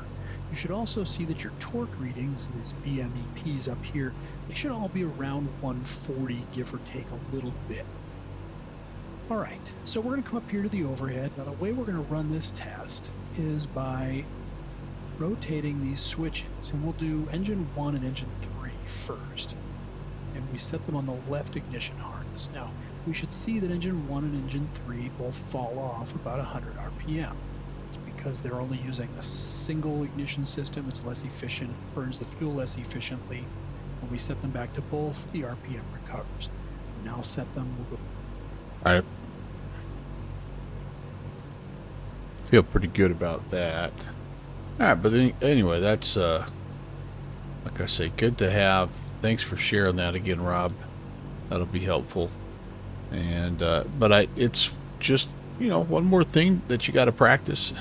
And as you guys have seen so far, you know, it's plenty just to get to this point right here. So step by step, little by little, I think by the time the third rolls around, we should be in pretty good shape. Now, if I can just make sure I don't have anything going on that day.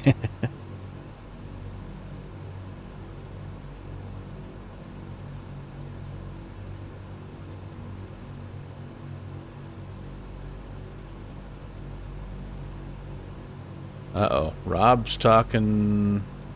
Looks like they've released the public beta. Release candidate 5, 1209.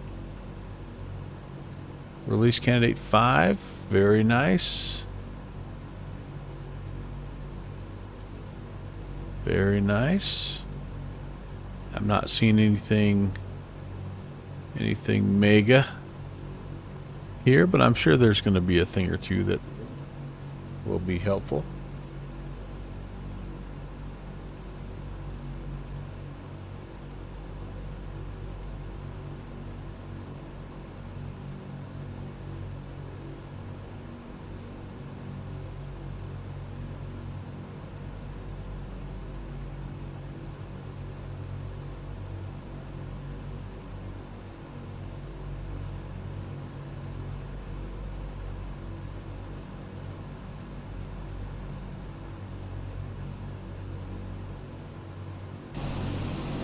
Well, kind of out over it now, aren't we?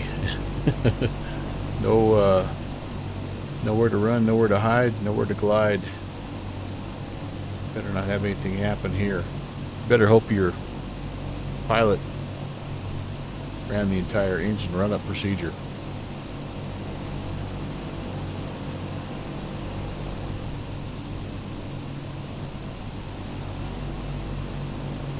Looks okay. You know, one of the things that I think on a plane like this and any of these kind of more vintage aircraft is if you don't like we're not trying to push this sucker very hard. If we're backed off, we could probably even back it off a little bit more. You know, what you're losing in airspeed, you know, you're saving in engine wear and tear and fuel, and you know, maybe it means another 5-10 minutes in the air, but it might save your company quite a bit of money. So anyway, well, the other thing here is we're getting close to Lorno, and yeah, just 38 miles, and I tell you what I might do here. So I might give myself a little direct to. Here's kind of what I'm thinking. It's not much of an approach here. Yeah, you know what? We'll stick on it. We'll stick on it. We still have a good hour and a half. It may be actually a chance for me to go grab a little soup. Not anticipating any ATC, but you also never know. So, but we'll pretty soon be over the Grecian Islands, and it'll be kind of fun. This is again really cool country. Place I'd like to visit one day, for sure. I think all the way through Italy, Greece, yeah, the Mediterranean just in general. Looks pretty awesome.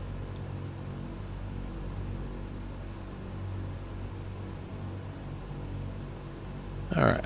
Well, allow me maybe a couple more minutes away to grab a bowl of soup, and I'll be back in a second. What altitude am I at? I'm at 15,000 right now. Hey, Boozy Sheep, how are you? Just kind of doing a little chill flight here, testing out the DC-6, trying to reacquaint myself with this wonderful bird. And I've got some John Elway soup upstairs that's calling my name, so I was just getting ready to go grab a bite of that. Nice to see you. How are you? Been doing some early morning stuff here over the weekend. I don't know if that's your normal time or not, but kind of fun to pop in early and see a friendly face. Do a little lurky. I can't believe this is the first time chat. I could have swore I've seen you in here before, but maybe not. Typically do mornings on your day off. Oh, yeah. You're also, yeah, I've seen you doing Europe a lot. Yeah, it's fun. Definitely fun.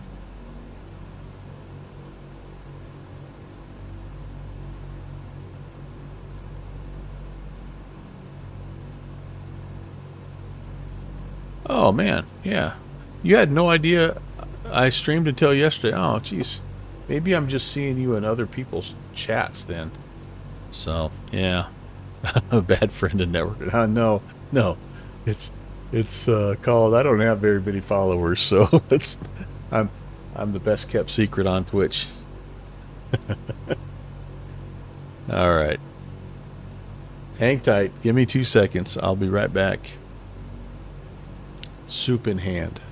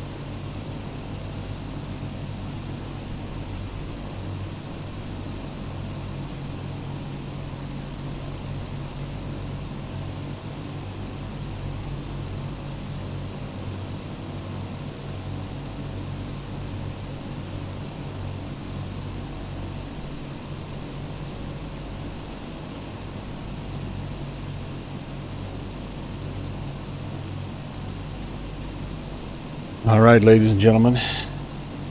Ow, ow, ow, ow, ow. Too hot to eat, but kind of show you a little bit. Oh, yeah.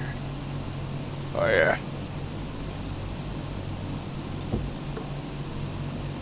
Let that cool off a little bit. And that will be delightful.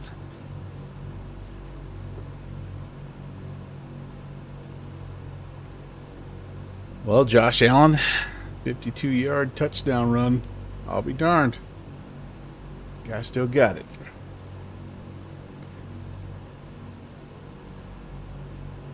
He's accounted for the most touchdowns by any quarterback this year overall, running, passing. The guy is an animal. You just don't realize how big he is.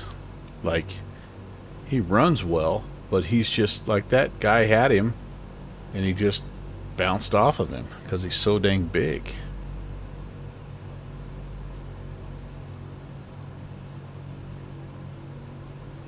I love everybody's patting the offensive coordinator on the back like, great call, coach. He's like, yeah, that really wasn't the call. He just made a play. But, man, what a turn of events, because Pittsburgh should have had a touchdown, or should have at least got some points. And that Buffalo defense is nasty.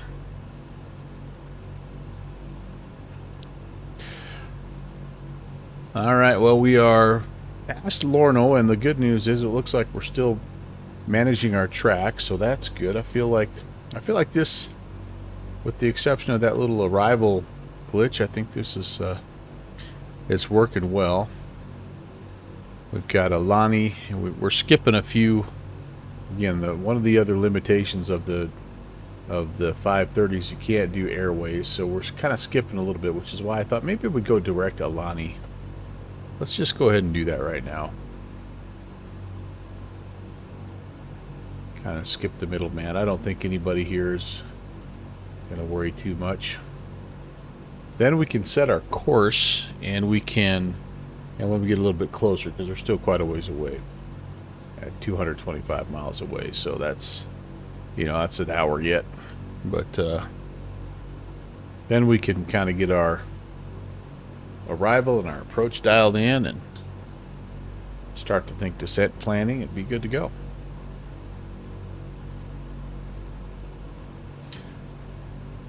All right, well,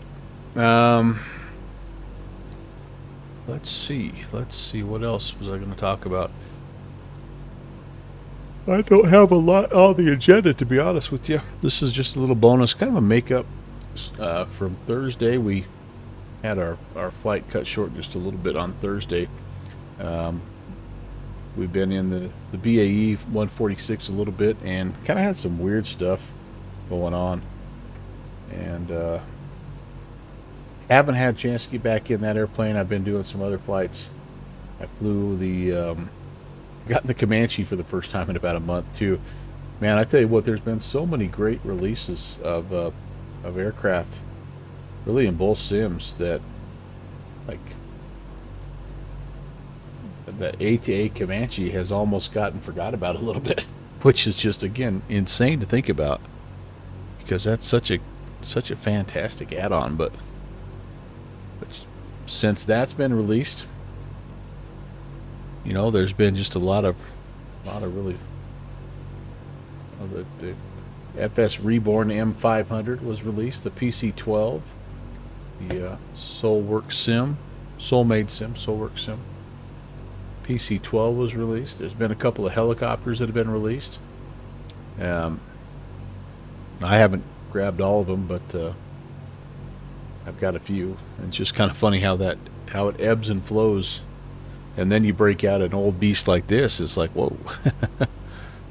The A300, AnyBuild's A300's come out since then, and everybody's flying that right now. I still don't have that. I'm still kind of on the fence. I do have fond memories of that from X-Plane 11 days.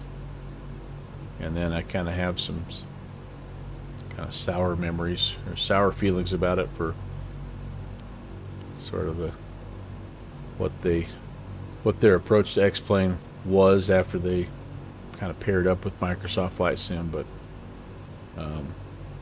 you know, it is what it is. I also am excited about the Just Flight version of it that's coming out. It is going to be I'm trying to remember what it's the more original version, I guess. It has an engineering panel and an INS and all that good stuff. It's like a 200 variant or something, and the Any Builds is the 600 variant or the 400. Anyway, the Any Builds is the more modern one that's still flying, but the one that Just Flight's gonna eventually release is it's the more ancient one, I guess. So I'm looking forward to that. But you do have it, Rob, but haven't flown yet. Yeah, it looks okay. I mean, I think they've done a good job with it. The one in X-Plane 12, I can't get it to run. It has a Sassel error. So I don't know what's going on. I've tried to reinstall it a couple times, and I just can't. I've updated it and just can't get it to. Well, there are no updates. That's the problem. But anyway, I don't know. But I guess I can't be too mad at Any Builds, and then be excited about Just Flight, because Just Flight sort of did the same thing as Any Builds. They kind of moved over to Microsoft Flight Sim, and in some regards they kind of almost were worse to the X-Plane users, because they said we can't update the BAE 146 in X-Plane. It's just not financially viable to continue to develop for X-Plane. And then they re-released the Duchess and made it a payware update. So it's like, that's almost worse than what Any Builds did, because all Any Builds did was like say, look, we can't do two things at once, and so we're going to go to Microsoft where we've got a little bit better, margin for profit, and we apologize, X-Plane people, although they didn't really apologize, but they haven't turned around and said, here's the updated A300 and we're going to charge you $29 for it. So I don't know. I guess I got to just either get over it and accept that that's kind of the way of the world in development, or I don't have to buy either of them. So anyway, that's the dilemma.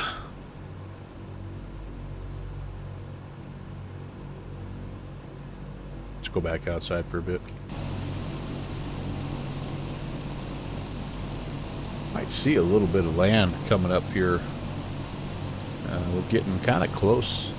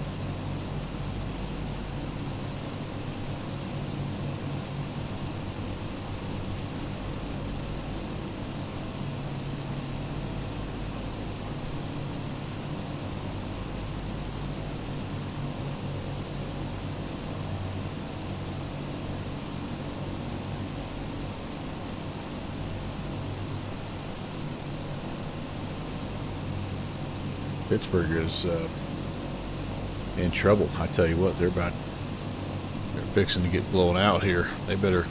They need to stop.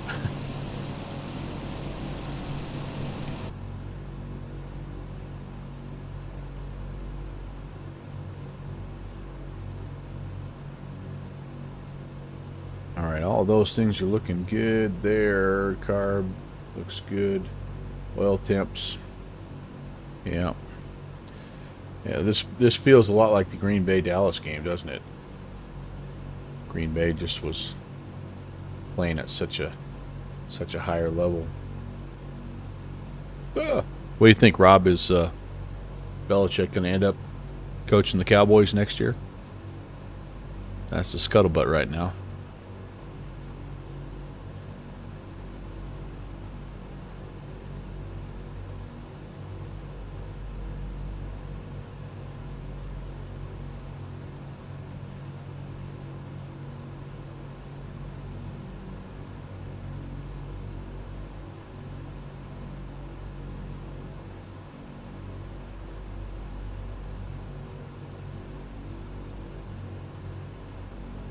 Big play right here.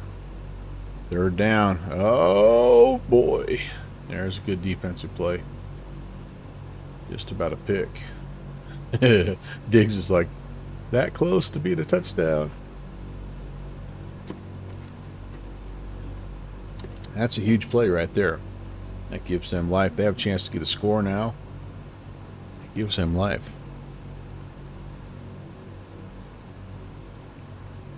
There's no gimme field goal either.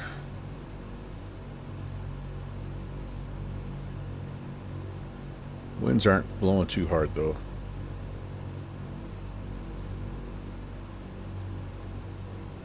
Missed it. Oh, blocked. Scoop and scored. Oh, huge. Pittsburgh. Signs of life, man. Doing with defense and specials. That's what you got to do sometimes. Yeah, that's how you can get into it. Oh, now the kicker's hurt. No, the holder's hurt. That's not good. Is he the punter too? Can't remember. Oh, just kind of a low kick. Oh, holder coming over trying to put the brakes on, hurt himself. Oh, man.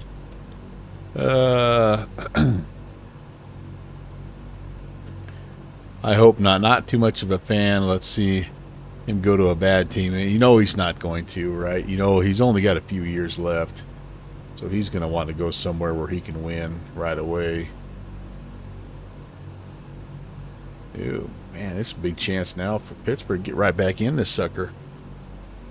Coach is only as good as his players, just like my job as a foreman, only as good as his workers.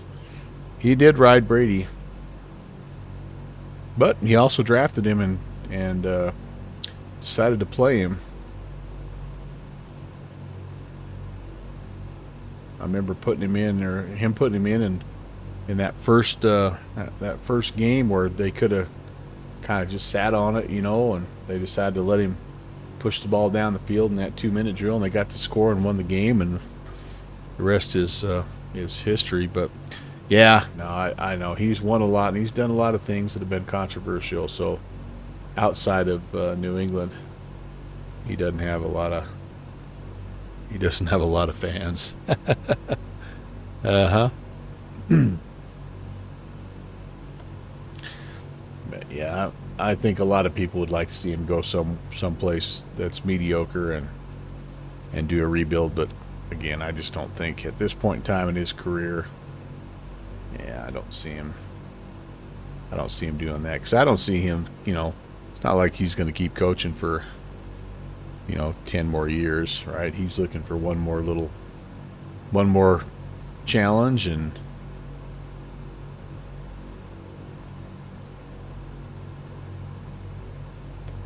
probably pad his bank account a little bit and then retire. My soup, I'm trying to eat it, but it's still too warm. Very good, though.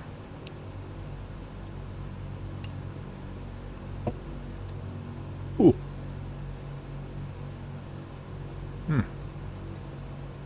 Very good, though.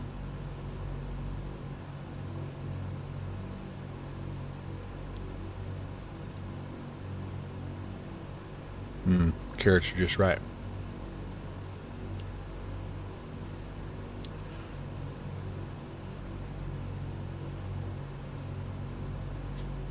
What's the peel doing here? Yo's doing good. Iowa Scotsman, you're thinking he's going to end up there in Dallas. Yeah, that's kind of what everybody that I'm connected with is thinking.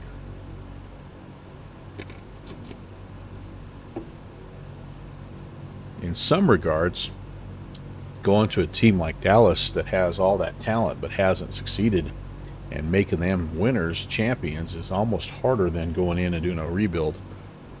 But it'll be interesting to see. He had a pretty unique relationship with the owner there, Bob Kraft, and I don't know if he'll have quite that same relationship if he goes there with Jerry Jones. I don't know if he'll have the same amount of autonomy, and there's just so many variables there, right?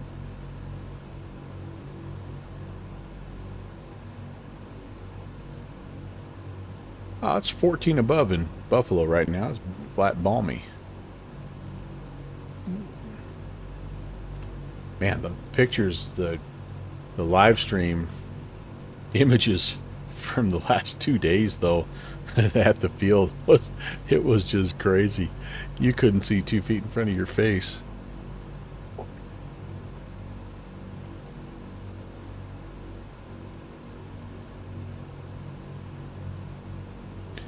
Buffalo took that time out, huh?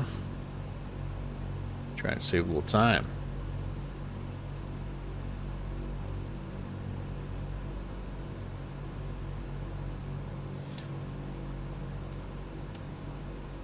So, when we get to Alani,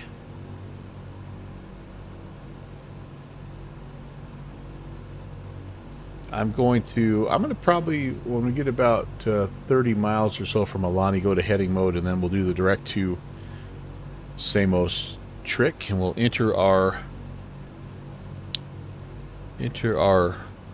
arrival and our runway. We'll just double check the weather and all that good stuff. So yeah, we're getting close.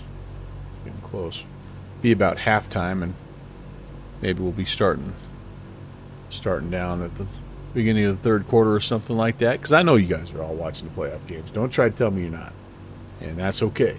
That's totally okay.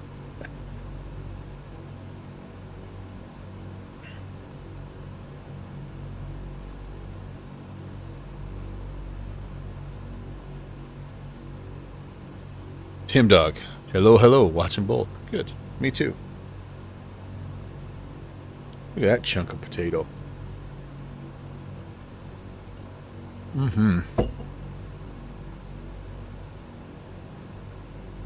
That's what I'm talking about right there.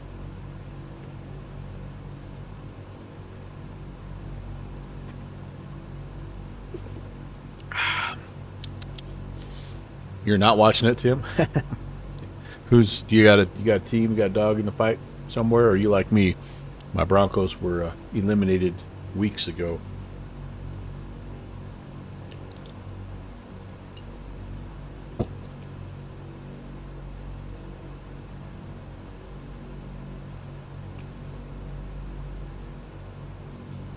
It's definitely more entertaining than watching the autopilot fly.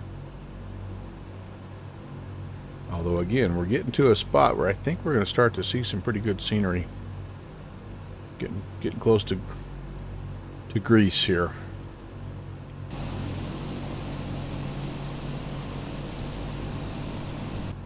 The weather's picking up. Yeah, that's what Pittsburgh needed right there, darn it.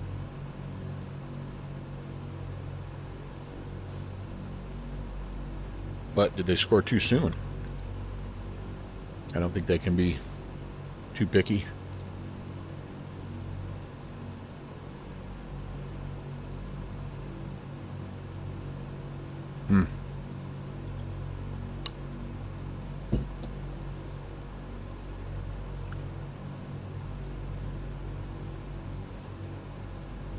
That was a pretty big sequence right there.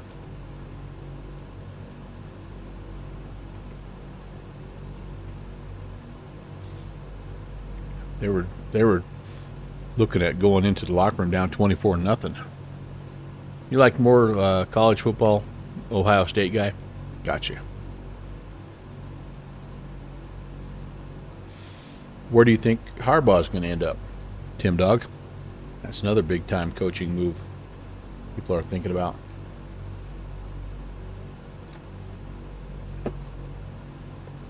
Or will he stay at Michigan? Tim Dog getting ready to take the A300 Memphis to Nashville with the snow. Is it nasty up there? Let's take a look.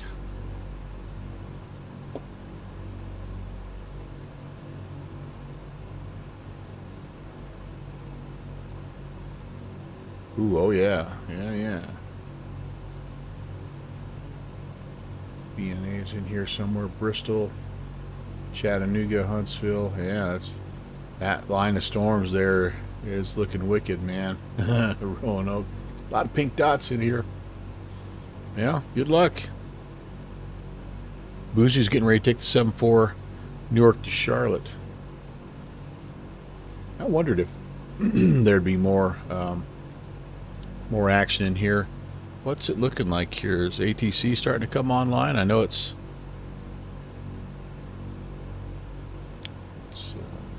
tends to bring the traffic. Yeah, not too much. Indy right now, Indy and Memphis.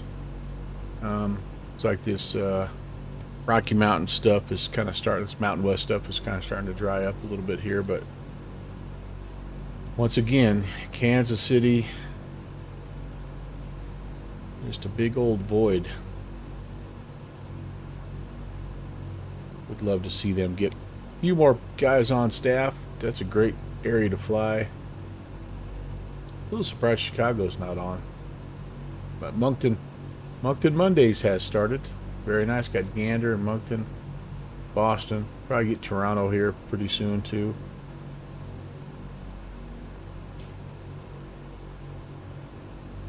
Yeah, those will be fun flights, you guys. Oh, it's Midway Monday. Yeah, so they'll definitely be coming on. Won't they? It probably doesn't start for another hour though.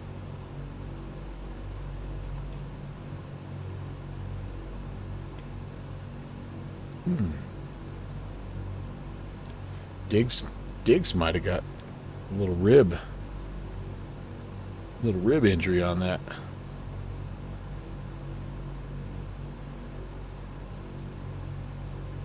Got lit up.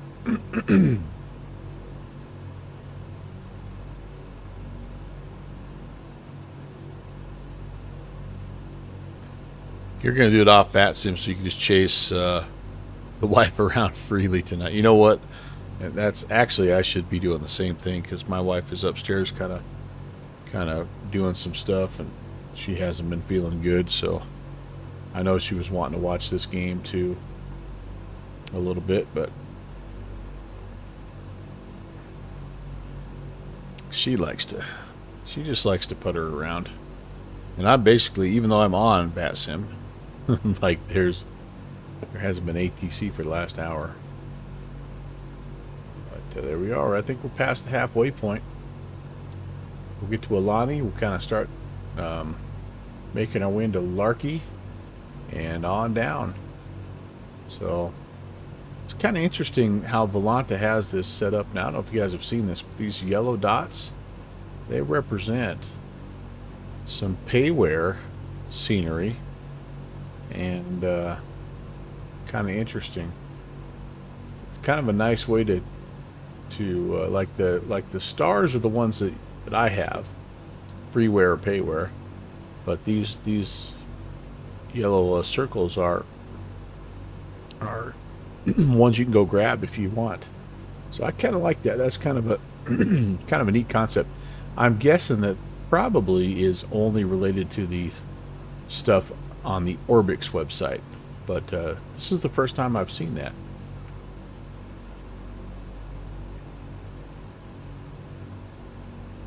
Alright, 2 seconds to go.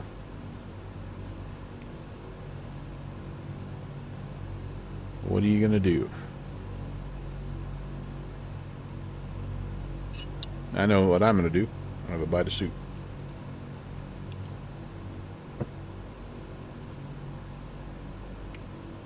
I'll spill all over myself too.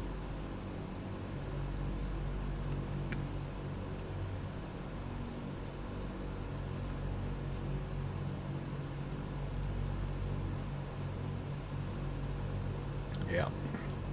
No need for anything crazy here.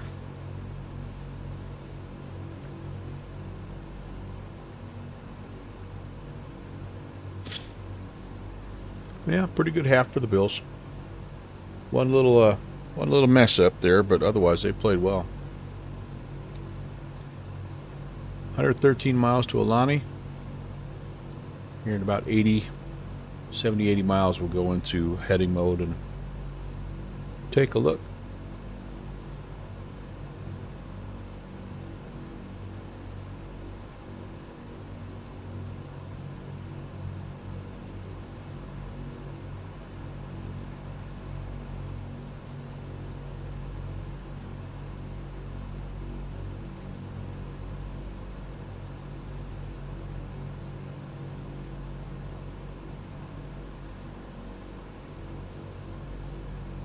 Boozy, are you planning on streaming, or are you just going to fly for fun?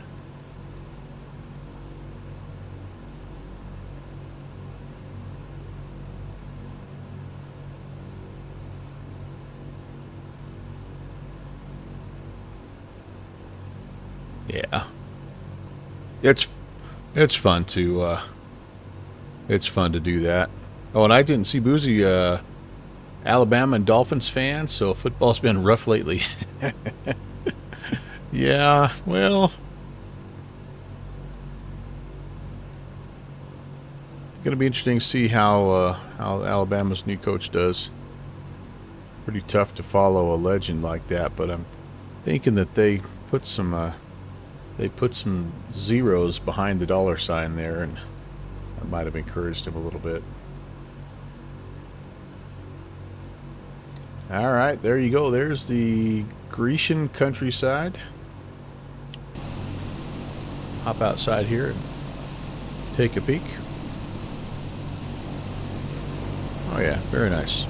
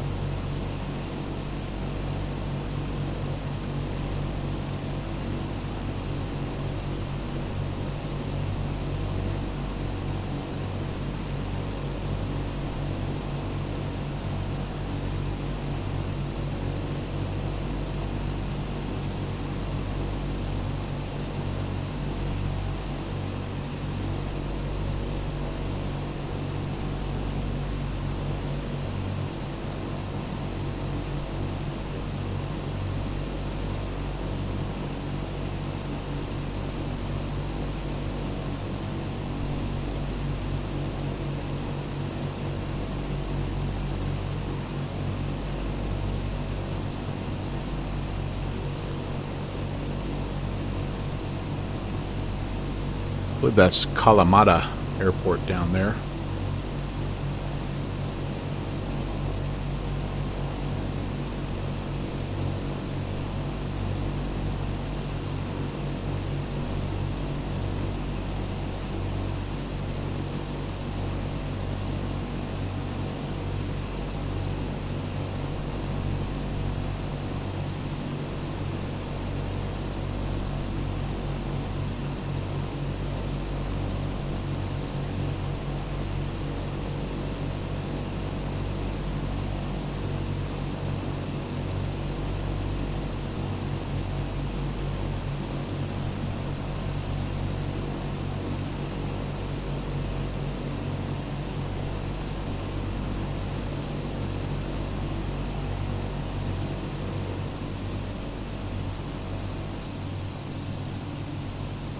pretty cool spot to fly. Some terrain issues, you know, nothing major, but when you're getting down into some of these places, you got to be careful.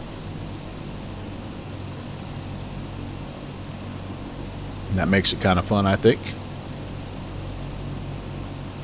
So we'll have another stretch of water that we're hitting here. And kind of over that water we'll have some, again, those little islands like Paros and Cirrus. Some cool spots there.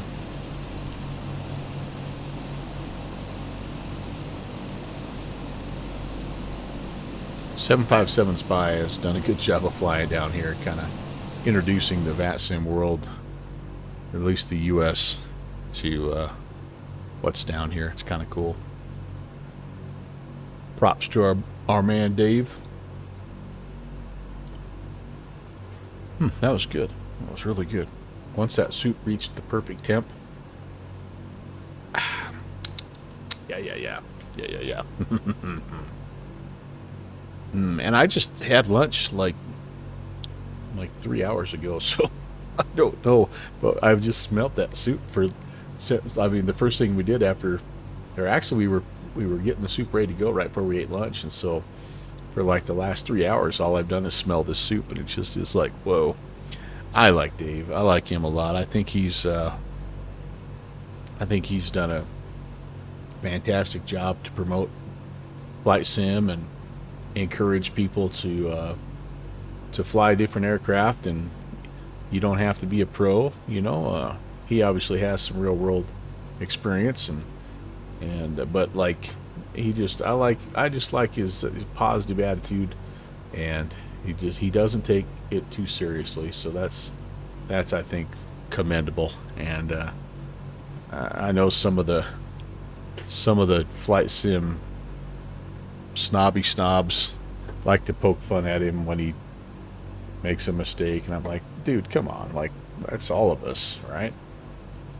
I hate to see what they say about me when I'm not around, because he flies a heck of a lot better than I do.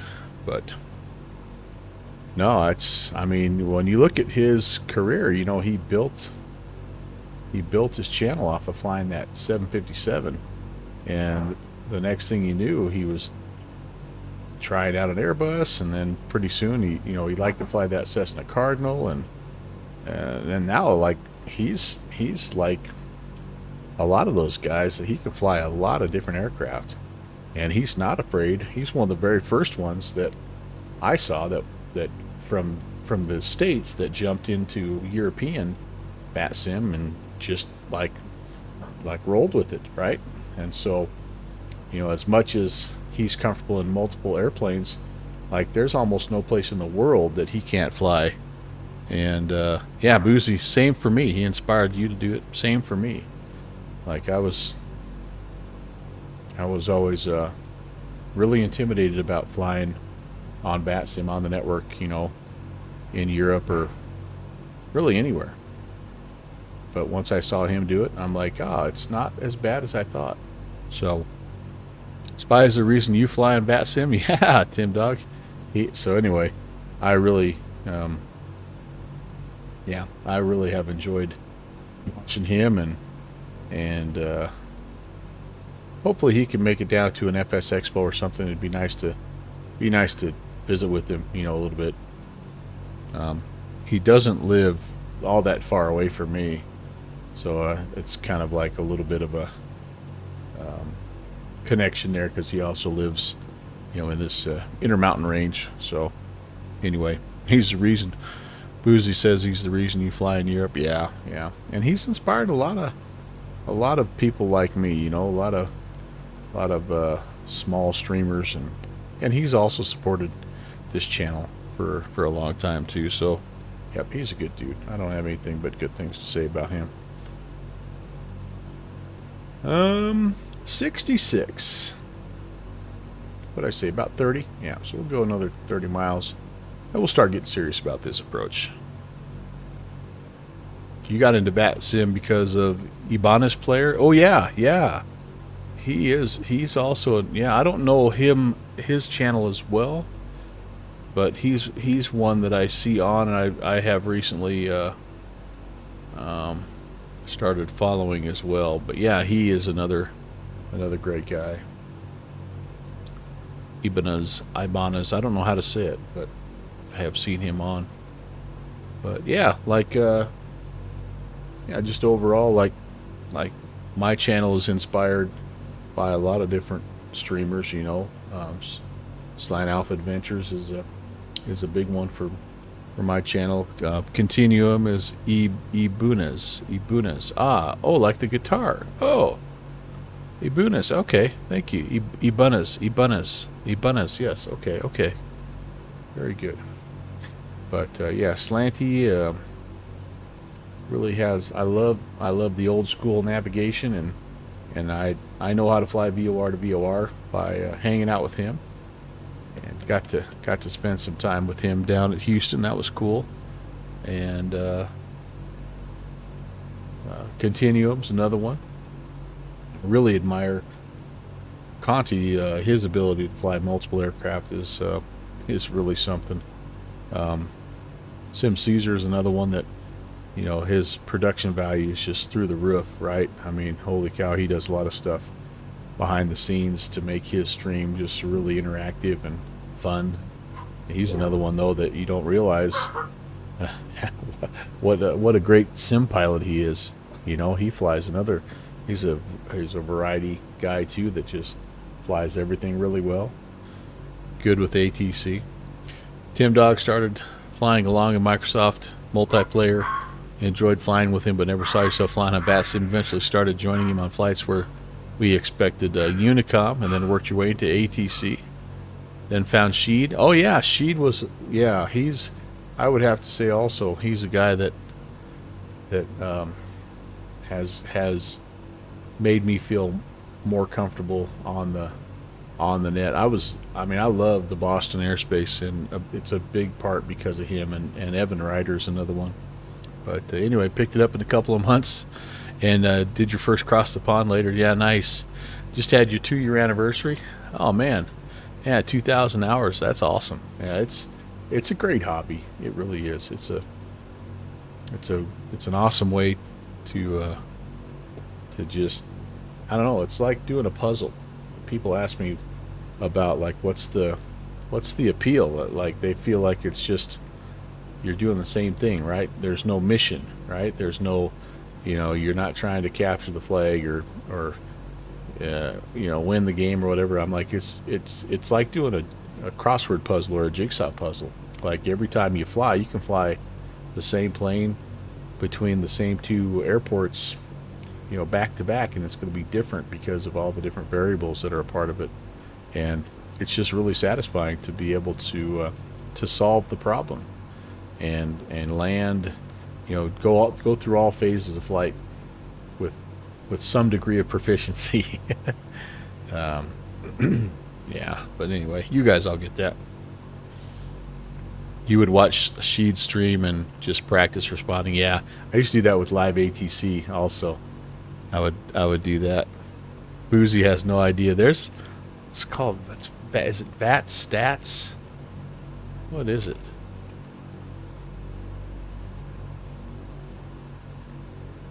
It used to be VAT Stats. I don't think it is anymore. But there is a place out there that tracks it. StatSim. There it is. Ah, Tim Dog and Fixie. Yeah, go check it out, Boozy. See how much you got. See how much you got. Boozy, I sat in a C-310 listening for 2 days at Fort Lauderdale at San Fran before you got the balls to say anything. Yeah, that first radio call, it's like, it's a little scary. And I don't know why, but it just is. You don't want to screw stuff up.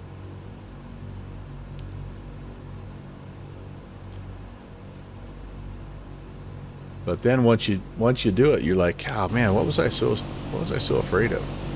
And these are guys just like me, right? Like they're sitting around their house with their dog, or a lot of them have their kids or whatever, hanging out. You know, they're just like us, right? Flying for fun. I've flown into controlled airspace while training for your PPL. That can be intimidating. Yes, I could. Like, that's a whole other level, right? Flying for fun. Good to see you again, by the way. 212. All right, that's a good, solid start, Boozy.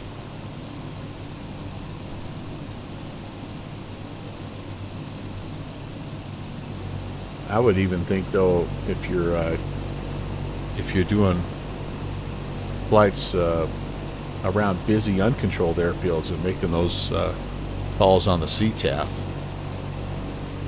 right? That's going to be another. I've seen some of those or heard some of those recordings. Well, speak of the devil, our friend Slide Alpha Adventures checking in, and 44-month re-ascription. I'm out of Dr. Pepper, sir, but thank you. Good to hear from you.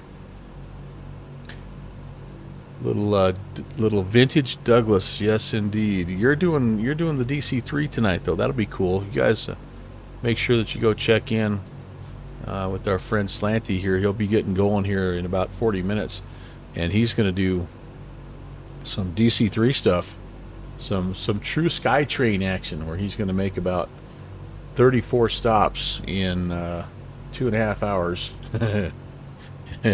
with that DC-3, that lovely Duckworks DC-3. And nice to see that back. Nice to see you back in that aircraft, by the way. There was just something not quite right about the universe without having you flying the Goonie Bird. So anyway, but good to see you there, my friend, and happy Monday.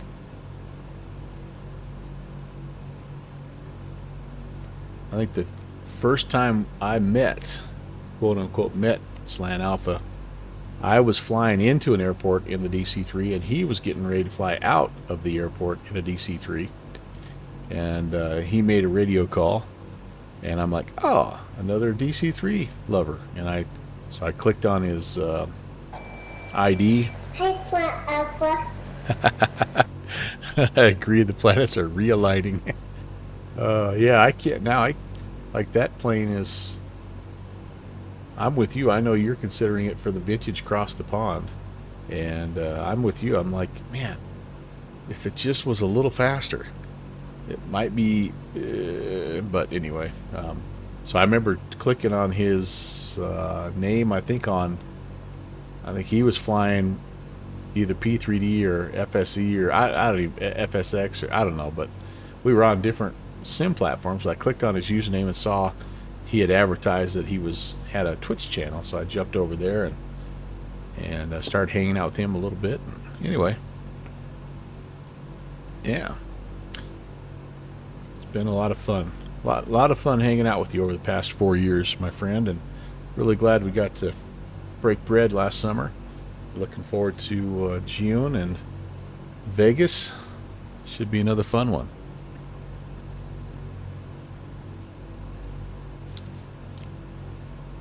Now, if we could just get you a Baron 58,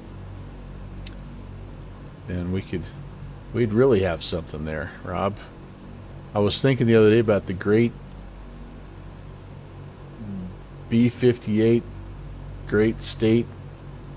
I don't remember what you called it, but you flew to every state in the U.S. in that Baron, and yeah, man. I'm not fully committed yet, but yeah, that's I've got the green light from my wife, so that's the most important thing. And yeah, I just got to get a little closer to the time and figure out. Yeah, the great B-58 lower 48. That's right. Those were the days, man. Those were the days. That was a heck of a tour.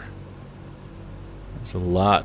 So for those of you that don't know, he basically departed one state, flew to another state, and just crisscrossed his way back and forth across the U.S. I think he started out on the East Coast somewhere and ended up at like Washington or somewhere. I don't know. 47 times in succession. Pentagon, hey Rob. Skull. Nice to see you. Slanty, the question I have for you is anyone going to be good enough to beat the Ravens?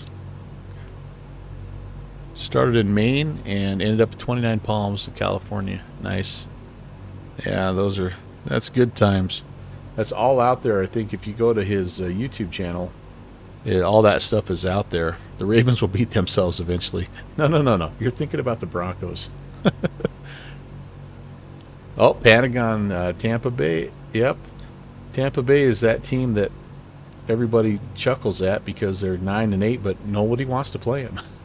They got a home game, and they are going to be, I think with that defense, they're going to be a tough out. I really do think that. Yeah, I don't have my Broncos were out a long time ago, so I'm rooting for the Bills just because Josh Allen has that Wyoming connection, and the other team I'm sort of rooting for a little bit just because they haven't had success for so long is Detroit, so I was happy to see them win last night. And but yeah, I think it's going to probably be Baltimore and Kansas City again. Yeah, and that was part of the storyline there, Pentagon. That was I think people maybe made a little bit more of that than really, like, it was a contract deal as much as anything. Oh geez, we're okay, hold on here, I got to chat in here. I think it was a contract deal as much as anything, but he really wasn't producing. He played great and early on, but then after they won the Super Bowl, man, his numbers fell off a little bit. So both of those guys ended up, though, kind of doing all right at the end. Him and Stafford. Stafford was the guy I just didn't ever think was gonna be able to play as well as he has. Okay, so here we go. My little workaround here. We're going to activate that, and then we're going to go to procedures, and I should be able to select my arrival now. Yes, okay, very good. So that's my little workaround for that little Garmin glitch. And we need the Lark 2 Alpha, which is what we have there. And no transition, we're going to just load it in. And so that is, we got Larky. Let's go back to capture mode. Oh, except for, dang it, we're going, yeah, that was a screw up. Procedure, let's, alright, we're heading direct towards the airport right now, which isn't the worst thing in the world, but let's do this. Oh, hey, hello. We initially had planned runway 9er. So let's go ahead and I want to just double check, make sure that that's still what the winds are favoring.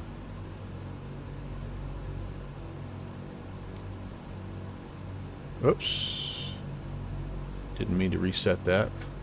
Let's go to shoot, generate that flight.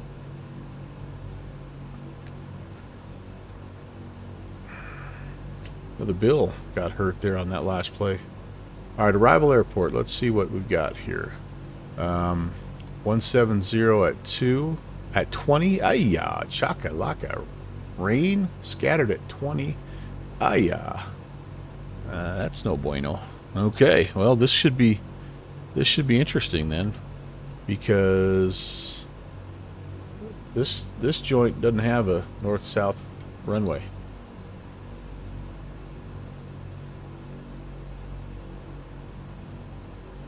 Here's what it has. East-west. So we're going to have a 20-knot crosswind and a 6,700-foot runway. Yeah, what could go wrong? So we'll stick with runway 9. And yeah, what the heck, right? We'll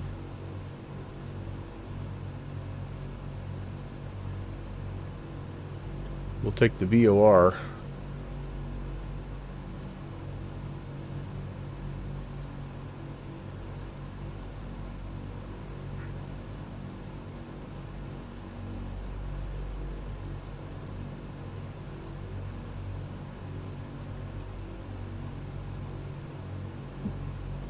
What in the world?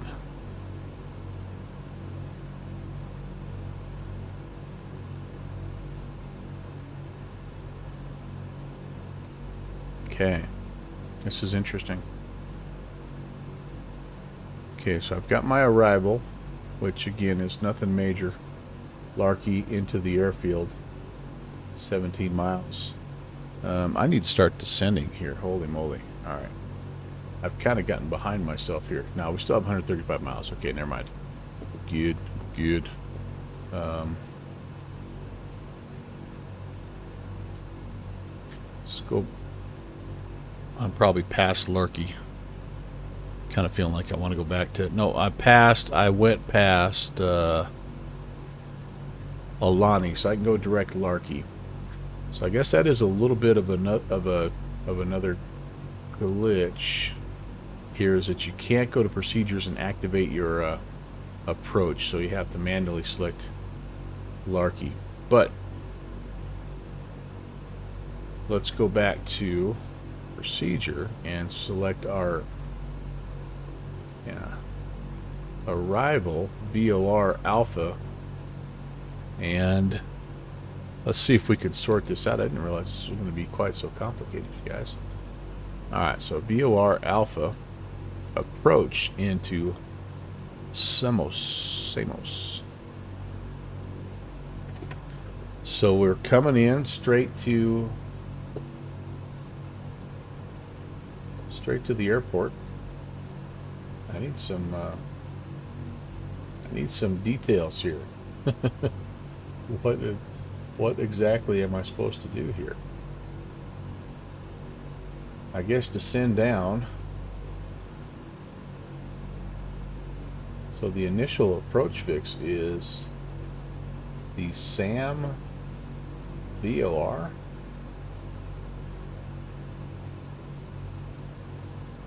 I guess, are you expected as visual procedure only? Is this kind of what I feel like? It doesn't make any sense for it to be a VOR approach.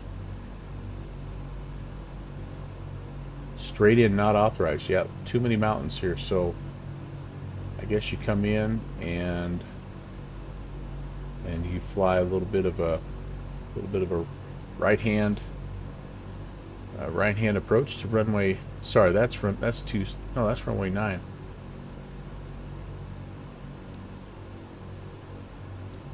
All right.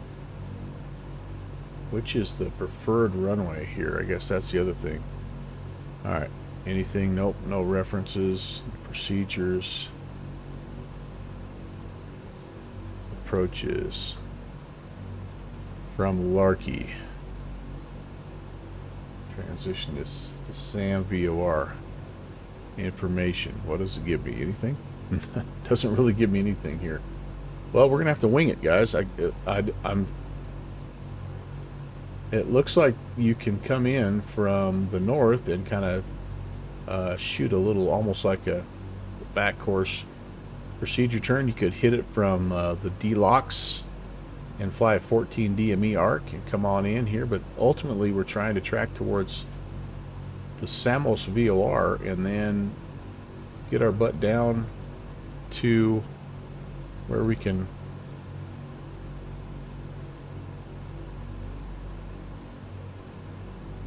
shoot a visual here. So airport elevation is 19, so basically sea level.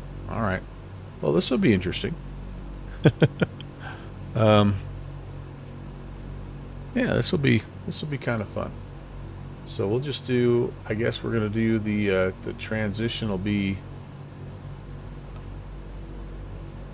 I don't want, all right, I think we're just gonna vector ourselves, and let's load it, and then we're gonna set the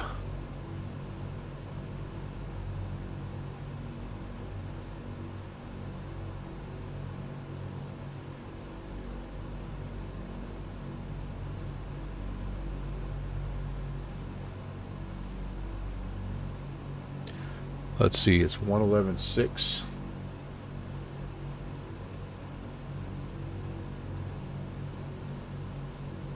go ahead and set that, and then we're tracking in 358, but the approach heading is going to be, the runway heading is going to be eastbound, obviously.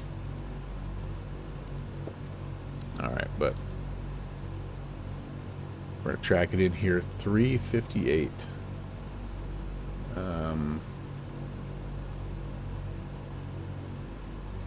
Almost there. 358.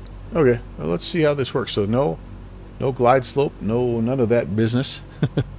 And I'm thinking that this is probably one of those places where you are you're not flying in bad weather, because it looks, even though you have a VOR to kind of guide yourself in toward the field, you don't really have anything to instrument wise to line yourself up, no localizer or anything like that. So it's 18 miles from Larky, so we want to get going down, because we got to get from 15,000 basically down to sea level. So we're going to say 14,000 feet. Let's do some pilot math.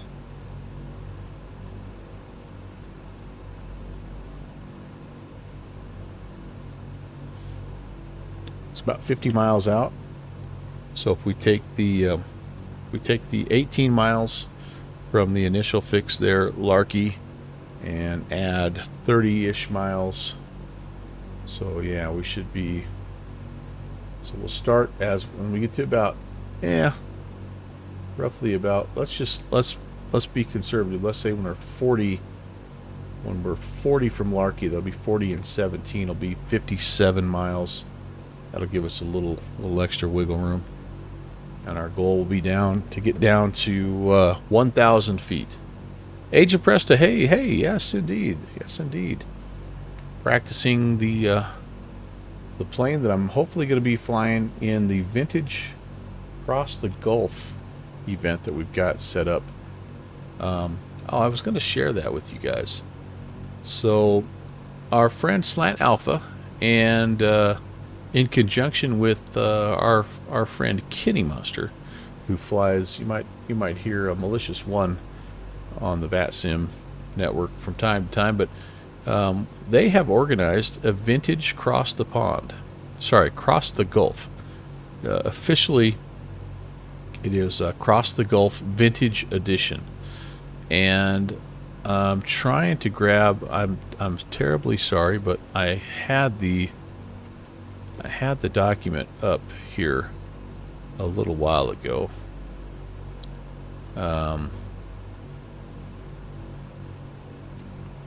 Yeah, let me share this.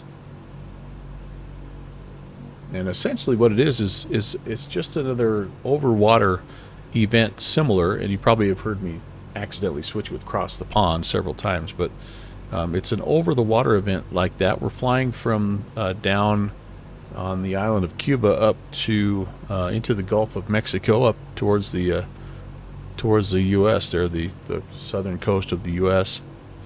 And we're doing it in a propeller-driven kind of vintage era aircraft, kind of like the DC-6. So if you're interested, guys, here is the info. And there are some sign-ups that you need to do. There's a little bit. It's similar to Cross the Pond in that regard. That you need to get a time slot. There's a limit to the number of spaces where we are departing. So the departure field only has so many aircraft it can hold at once. So we're kind of trying to stagger even when you can load into the airport and kind of start topping off the oil and stuff like that. But anyway, there's the event information, and but 1/12 of the airports and pilots, that's right. But there's still room if you would like a spot. It's coming up on the 3rd of February. So I am a hopeful participant, but I don't know my work status just yet. And so that's kind of what's holding me back from, you won't see my name on the sign-up sheet just yet. But I should know Well, I'll be honest. I'm going to probably be a game time decision because I'll find out if I'm working Saturday. I'll find out Friday. So, but we'd love to have you. It should be pretty fun. We've got some ATC that have committed to helping out, and yeah, you can fly. Again, the intent is to fly something that can do about 240-ish miles an hour. But I know there's been a few people that have expressed an interest in maybe trying to fly the DC-3, which is obviously going to be a little bit of a slower go, but that's okay too. I know there's a few people that are going to be in some Warbirds. I think Kenny is going to be possibly in the F4U Corsair. I know we had another friend that was talking about maybe flying the P-38 Lightning, and so I mean there's all kinds of options. But what we don't want is an A320, right? That's save that for the Cross the Pond event. This one's meant to be more old school, more vintage. And anyway, so yeah, Boozy, there you go. I know I'm the same way, Slanty. I hadn't realized how long it had been since I've flown this plane, and I hopped into it. Well, as soon as I saw what we were planning, so a couple of weeks ago, and started flying around a little bit, and I'm like, oh yeah, okay, I forgot everything. And but I feel okay. I've messed up a few things here and there, but with the help of some folks like Good Fixins and Rob Valkyrie, they've kind of pointed out some of the procedural things that I can fix to be nice and easy. And anyway, but yeah, Boozy, sign up, man. We'd love to have you. It should be a very low-key version of Cross the Pond, like Slant Alpha said. It's not going to have it's going to only have one departure field, one arrival field, and I think we're capping the number of airplanes to is it 30? Slant Alpha, it's not very many, so we're keeping it kind of intimate. This is a first run. Actually, Slant Alpha had this idea a while ago about how could we do this, and capped it at 40, yeah, but not nearly that many enrolled so far. Yeah, there's lots of room, guys, so come on in. But yeah, we've been kicking around what's the best way to do this, and we thought about, could you do like a northeastern part of the U.S.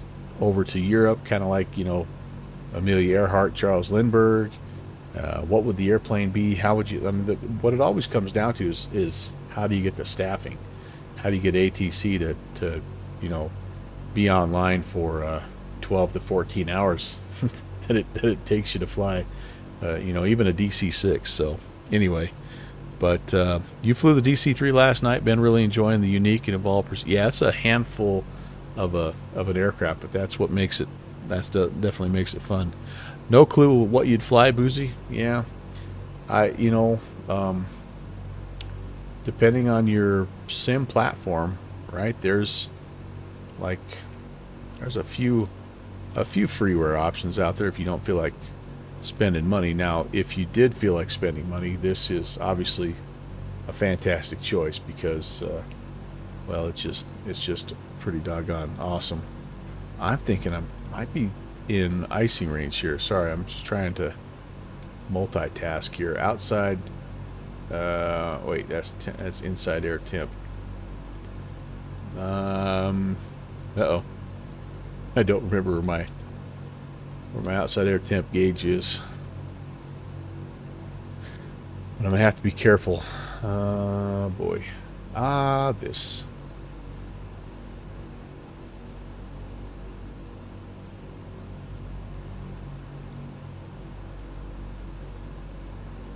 Not seeing it there.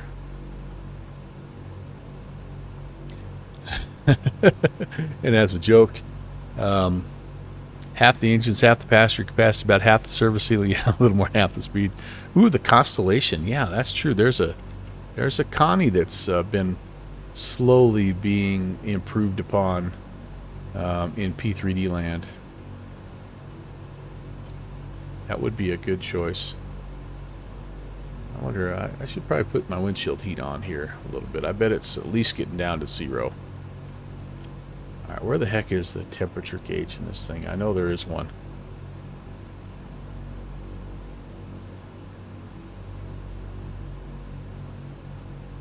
There it is, free air temp. Yeah, so we're definitely in icing range. So as we start to descend, we better put some stuff in there. Yeah, the junior version. Vision jet. Yeah, no. The DC-3 would be a fun choice. It really would be. It just like the event itself in the DC-6, which can do about 240, going to be every bit of 5.5 hours of flying time. The DC-3, it's now you're kicking it up around 10 hours. So if that's your thing, though, I mean, rock on. You know, fly away. Okay, 10 miles. We'll start our descent, and we will. All right, where's all my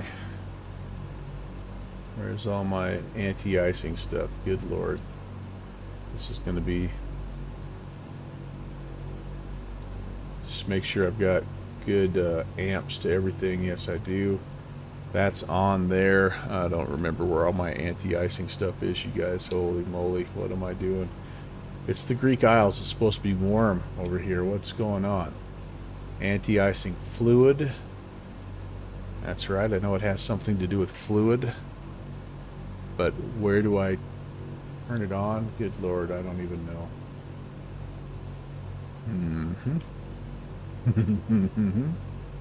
Is it up here? Oil dilution, water injection pumps? No, I don't think it is.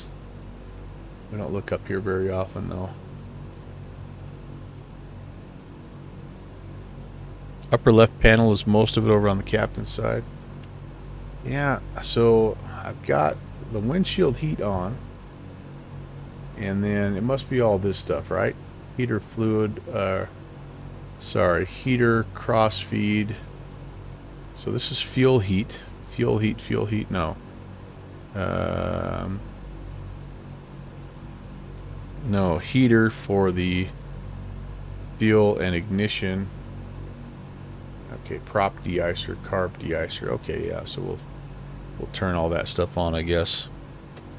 But it's like it's a solution, so it's not unlimited. All right, there we go. 40-ish miles. That gives me 57. That's what we said we would try to do. All right, here we go. So time to slow down. Time to slow down. Let's check my flow here. I had a descent profile.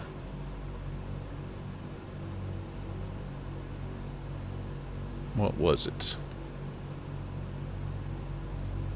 28 inches, 2300 RPM. All right, so let's do it.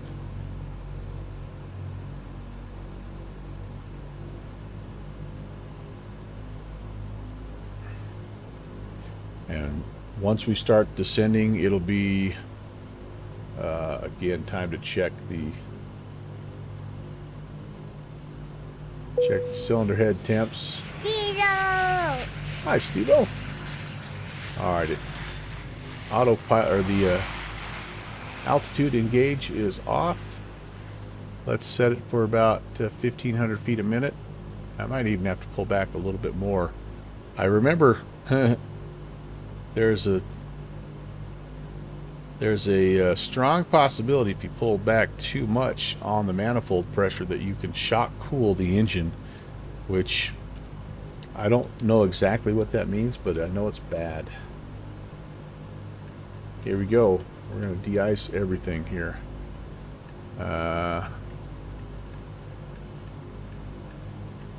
Let's do it, baby. How are you, Steve-O? Happy Monday, dude. Great to see you. You got here at just the right time. Always want to try this plane, but no longer available in X-Plane. Yeah, that's a shame. That really is a shame on that deal. All right. Ooh, yeah, see right away, look at our cylinder heads. So I need to do this. Oh, Steve-O, thanks, man. Hey, 18 months. Wow, time flies. So we're gonna close these down a little bit, try to keep the cylinder heads warm, and oil temps actually are cooling off. They're happy. Carb air is good, so we just need to try to warm the cylinders back up a little bit, and we'll be all right. But down we go. We're looking for 1,000, and I am direct. I'm direct Larky, and then I'm going to turn, and then I want to just make sure I'm on localizer. Yep, I am. Okay, cool. So best of luck. If we miss, by the way, if we miss, we have to work some magic here. If we go missed, I think it's a left hand. Nope, it's a right hand turn, max of 185 knots. We climb back to the VOR and maintain 6,000. We climb actually on a 358 heading. So, wait, what? Oh, no, left turn. Sorry. Left turn, 358. Then a right-hand turn. We come back in over the VOR, and looks like we do this little loop-de-loop and come back in. And yes, there is weather at our field. We have 20 knot, 25 knot gusting crosswinds. Winds are 220 at 15. We're landing on runway 9er. We are now scattered at 1,800, scattered at 2,500. We have rain. It's broken at 2,000, broken at 5,000. So yeah, should be interesting. Altimeter setting, by the way, is 1011. So that is 2985. I'm going to go ahead and set that. Oh, that's basically where we are. Not much of a change there. Okay, cool. Down we go. How are my cylinders heads? Oh yeah, they're back up almost to where we need them to be. 1 and 2 look happy. And number 2 looks happy, I guess. Everything else is good though. Yep. Oil pressure still, that hasn't been happy the whole time, so that's all right. Gordo has your antifreeze and ball bearings in the mail. It's all ball bearings these days, my friend. Thank you, Captain Over. No, that wasn't Over. That was the doctor. Leslie Nielsen. I love that. I was also thinking back to when you had your anniversary special, and you got the one guy to do that little voice, or that little plug for you. That was awesome. That was really awesome. Okay, through 10, it's time for some lights.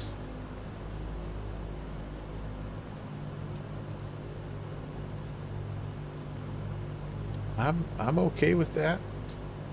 We've got about 12 miles. We're going to make our turn. So 12, and so we're like 29 miles, and we need another 8,000. 8 times 3 is 24. So I think we're doing okay. The problem is we're fast. We've got to really slow down to get to flaps range here. 175 is flaps range. The good news in this plane is once you get to 175, you can put flaps all the way down to flaps 30. So I'm going to pull back again on the manifold.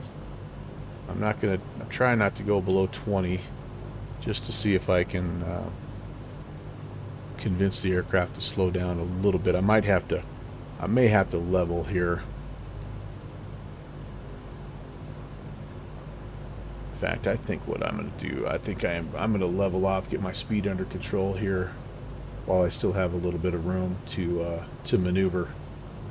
Because once I get going down, I need to be where I need to be. If that makes sense.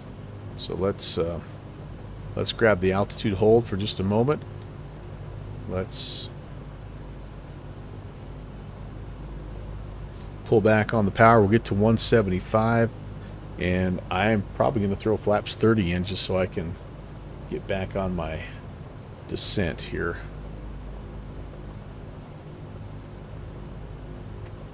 Robert Hayes, that was epic.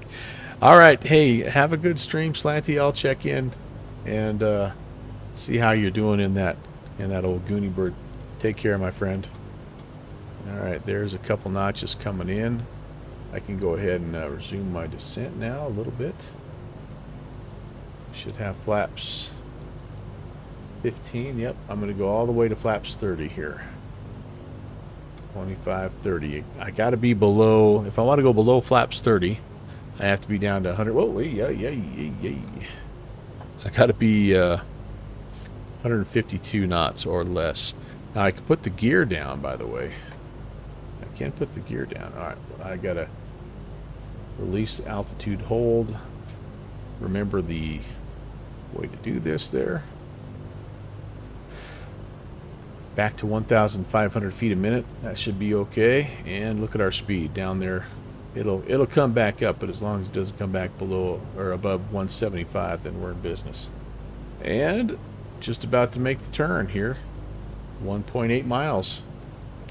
We'll start heading directly to the airport.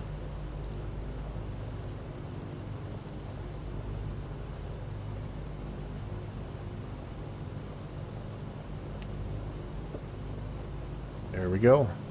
Making the turn. Okay. Samus traffic. November Clipper 11816 is 17 miles south of the field. We are inbound, expecting runway 9er. Samos traffic. Almost forgot we're still on VATSIM. Been snowing. Age of Presta has been snowing today. First snow of the year. Nice. Nice. Yeah, I woke up to just a little bit of a dusting where I'm at as well, and was not too hard to clear out. So I didn't mind. All right, so we're not quite on it yet, and we're gonna be. That's fine. That's fine. This we're a little off here. That is the VOR. Hopefully we'll correct and start to kind of head that way. And actually, I take that back. We are, we should be heading towards the SAM VOR. Yeah, we are. 14 miles. Okay, so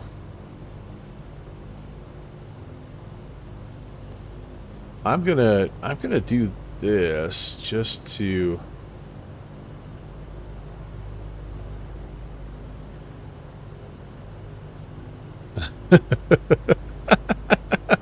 I could put.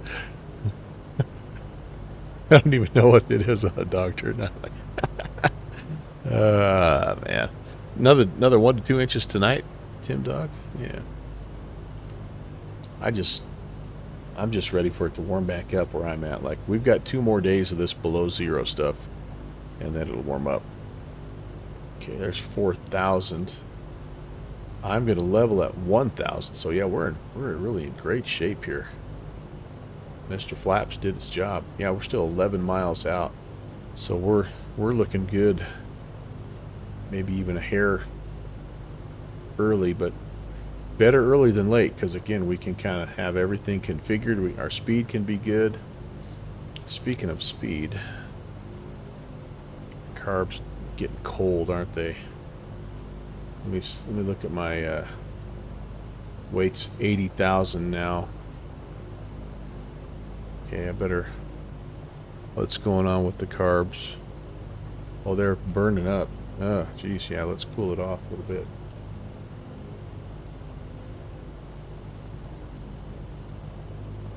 so afraid of getting carb icing, but going the other direction. So,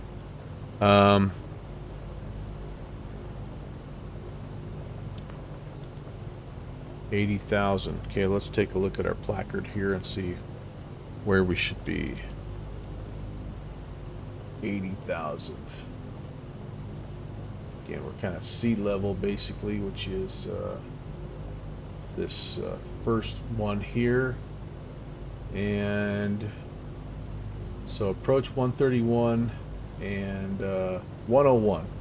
So right about where we were on takeoff. But 131 will be the approach speed, and then 101 will be what we're looking at. I was hoping we'd break out by now, folks. I've got to be honest with you. Boozy, you got to go? All right.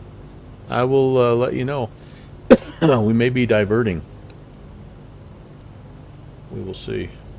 But thanks for stopping in, man. Thanks for the follow. And yeah, weird.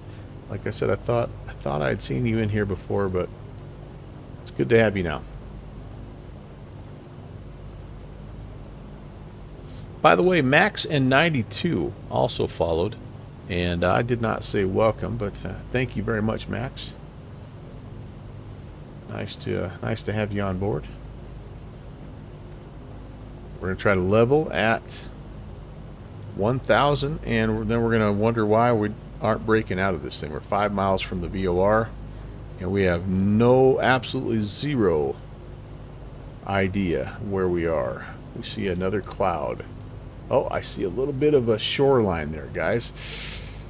Oh, maybe. Keep on going. Maybe another 400 feet will make all the difference, guys. Maybe. Oh, maybe. This kind of reminds me of the last airmail route that we shot. Ah, I see the runway. Cool. Samos traffic. Clipper 816 is 4 miles south of the field. We're going to enter a right-hand pattern landing runway 9er, Samos. Okay, let's level. Ah, very nice. Okay, cool. Very cool. And I like that. I like where we are. We're going to take the autopilot off.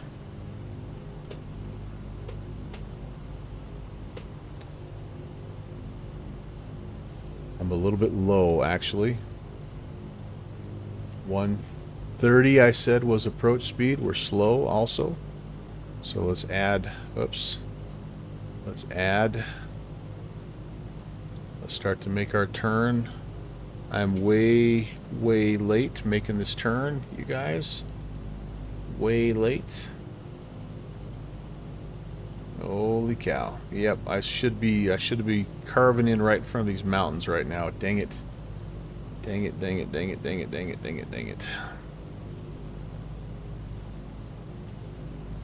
I'm incredibly slow.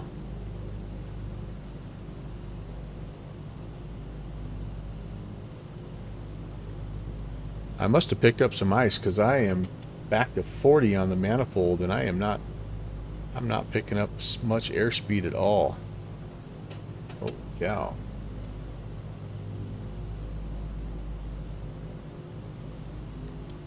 Samos traffic, Clipper 816 is on right base, runway 9er.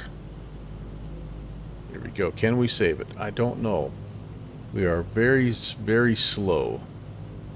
Really slow. We have managed to get back to 1,000, which is good, but really slow. I'm going to throw some RPMs in there just to see if we can get a little bit more oomph. Got a bad feeling about this, guys. So if we miss, we got to climb back to 6,000 feet. I think if we miss, we're going to have to modify our missed approach, and we're going to have to... Oh, there we go. We might have a shot at this, guys.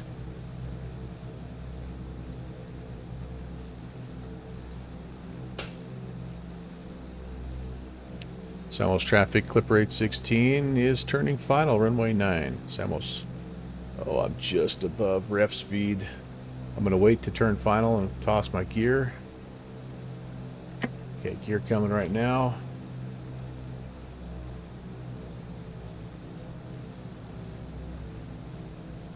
was a little late on this turn.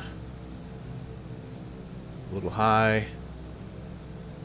Oh boy. This is not looking good. And there's the crosswind. Oh, mama. I'm really fast. May have to try this again, guys. Samos traffic, Clipper 816 is going around. Yep. You're coming up. Yeah, let's try that again.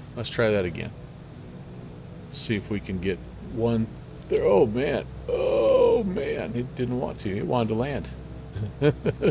It wants to land. I'm just not getting anything.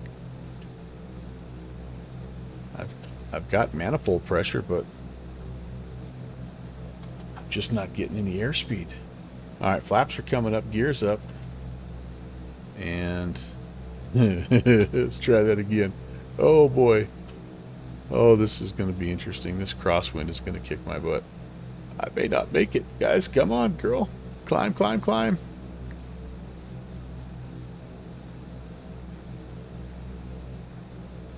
We are not climbing. We are in trouble. I think I've iced up. Oh man, doesn't make me want to do that downwind, but look, I don't have any, I'm not gaining altitude. It says I'm climbing, but am I really climbing? All right, we're just going to go with it right here.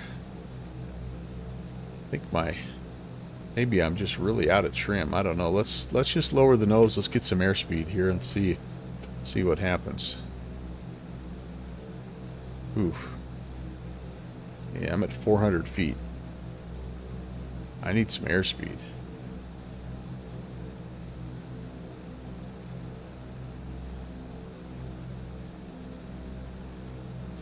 This is not looking good. Gear up for water landing. Yeah, I do have gear up. I've got gear up, and I'm just struggling to get anything right now. I feel like I'm just really trimmed badly. There's some airspeed finally. All right. Samos traffic, Clipper 816 is turning again for the right downwind runway 9er, Samos. All right, we're gonna just make our way around. Now we should climb like a son of a gun, because now we're going into the wind.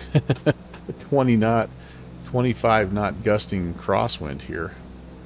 All right, there's 1,000. Life is good. We are we're going to head out this way just a little bit here. And I'm going to make my turn. Can't see anything now. There's the airport. Whoop, whoop, pull up. 3, 3. Yes. Use your appropriate junior first officer warning sound right now. That would be good. All right. Don't blow the engine up. That's also bad. Samos traffic, Clipper 816 is turning right downwind, runway 9er, Samos. I'm going to go about a 250 heading. I'm going to do like a 20-degree crosswind correction.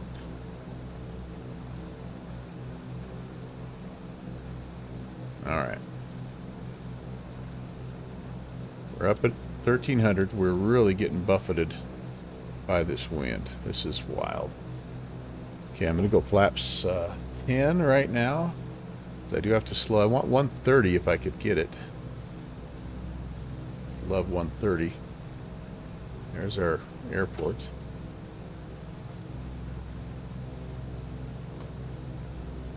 Comes flaps 15. 140.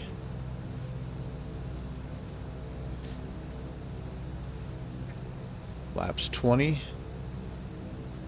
There's our approach speed. That's good. We're a little high. Samos traffic, Clipper 816 is right base runway 9er, Samos. Okay, this is better. Up against this hillside's where you want to be. I'm expecting we're going to have to go straight into the approach because the wind has pushed us that way. But our airspeed's better. We're descending now, a little bit more in control. There's the runway. A little bit farther of a base or a downwind leg there. Samos traffic, clip rate 16 is turning final runway 9. Samos. Fire starter. Twisted fire starter. Okay, a little bit more in control. Now we're a little slow.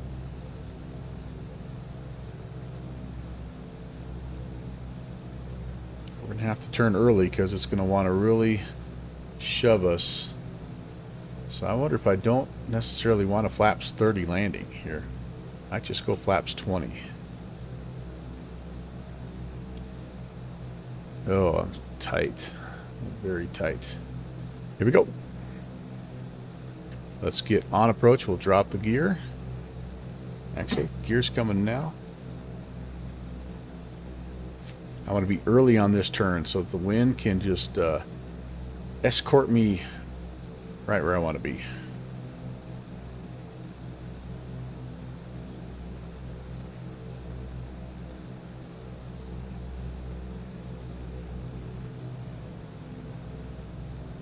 Yeah, look at that side slip here. All right, we're committed.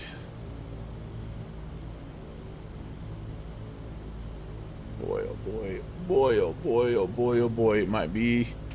This is going to be a rodeo, fellas.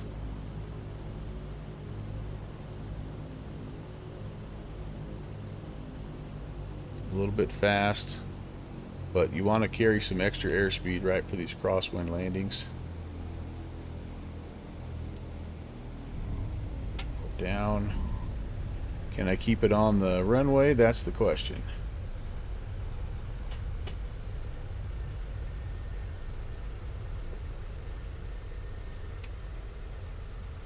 Piece of cake. Clean up the flaps. Well, Lottie frickin' dog! I just did the first go around just to add to the dramatic effect, you guys. Welcome to the beautiful island of Samos. Samos. I don't know how you say it, but we're there, dude. We are there. Off. Off. Let's take it in here. Whew. That got the heart rate up a little bit, I'll be honest with you. But yeah, that was nice. That's not one of the most challenging approaches in the world for nothing. It is it's a fun place to try to come into. Ah, woohoo. Well, we made it. Thank you, Lord. Let's do a little shutdown here and see how we did. All right, we need to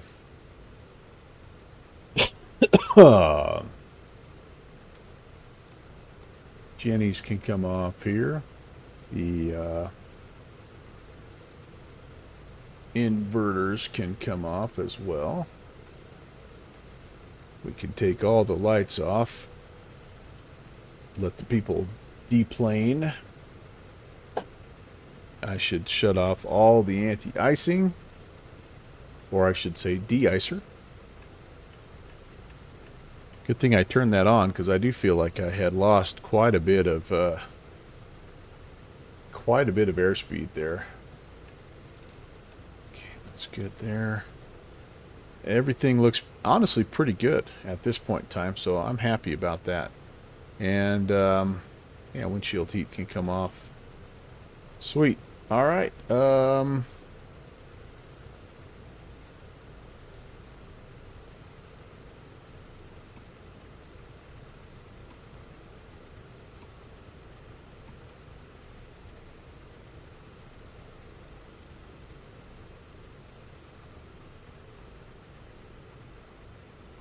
Mixtures cut off. Carb heat off. Looks fine. Close the cowls. Mags are coming off. And let's see what's left. I think battery. Boom. That, my friends, is that. Yeah. Not bad. What did the Volanta landing report tell me here? Let's complete it. And let's see what they told us here. Review. Statistics.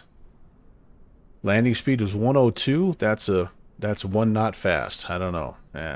G-force was 1.02. I'll take that. About 2 hours and 40 minutes of flight time, 2:53. So a little longer than the block time, but that might have been as much to do with the go around as anything. Yeah, and 100% that initial approach was just so unstable that was the right call. And a textbook pattern. But anyway, we managed to salvage it, and I'll take that any day of the week. That was just a good overall. Wow, I wonder if we have so much wind that those are still windmilling a little bit. I don't know. That one's the number 4 is feathered. I don't know. Anyway, but that was a good test, and so I need to, for the next one, I definitely need to work through that that engine run-up test and make sure I have all of those components complete, because that'll give me that extra 20 or 30 knots that I need to hit my target speed. But overall, very happy with that, and indeed excited about the progress. So let's see. Coming up for me. Well, wait a minute. What am I doing? Hold on here. Let's do this. Thanks for watching my papa. So coming up tomorrow, by the way, thanks for watching, you guys. I really do appreciate it. I'm going to be hosting a virtual USA Flying Club event called Capital Crossfire. We're going to be flying between Capital City, West Virginia, Capital City, Virginia, and Chuck Yeager International, West Virginia. So if you're interested, go over to the Virtual USA Flying Club and check out all the info. If you're not a part of the Virtual USA Flying Club, there's your link. Go jump in there. We'd love to have you. Alpha Max Gaming, thanks for the follow. Stevo99er, thank you for the 18 months. And appreciate you coming in, man. Appreciate your support. Slanty, thank you as well. I know you're streaming, but 44 months. That's fantastic. Fantastic. Max and 92 and Boozy Sheep, thank you guys as well for the follows, and thank you everybody else for coming in and keeping me company. Lots of good sound effects there at the end from Fixie and Agent Presta and Rock Valkyrie, of course. Thank you guys. It's so much fun to fly with you. All right, let's go. Speaking of Slant Alpha Adventures, you're probably already over there, but what the heck? Let's go raid Slanty and give him some love. I'm going to go check on my wife upstairs, check on the ball game, probably go get myself another bowl of soup. But in the meantime, have a good rest of your Monday. Can't wait to fly with you again tomorrow. Take care, everybody. God bless.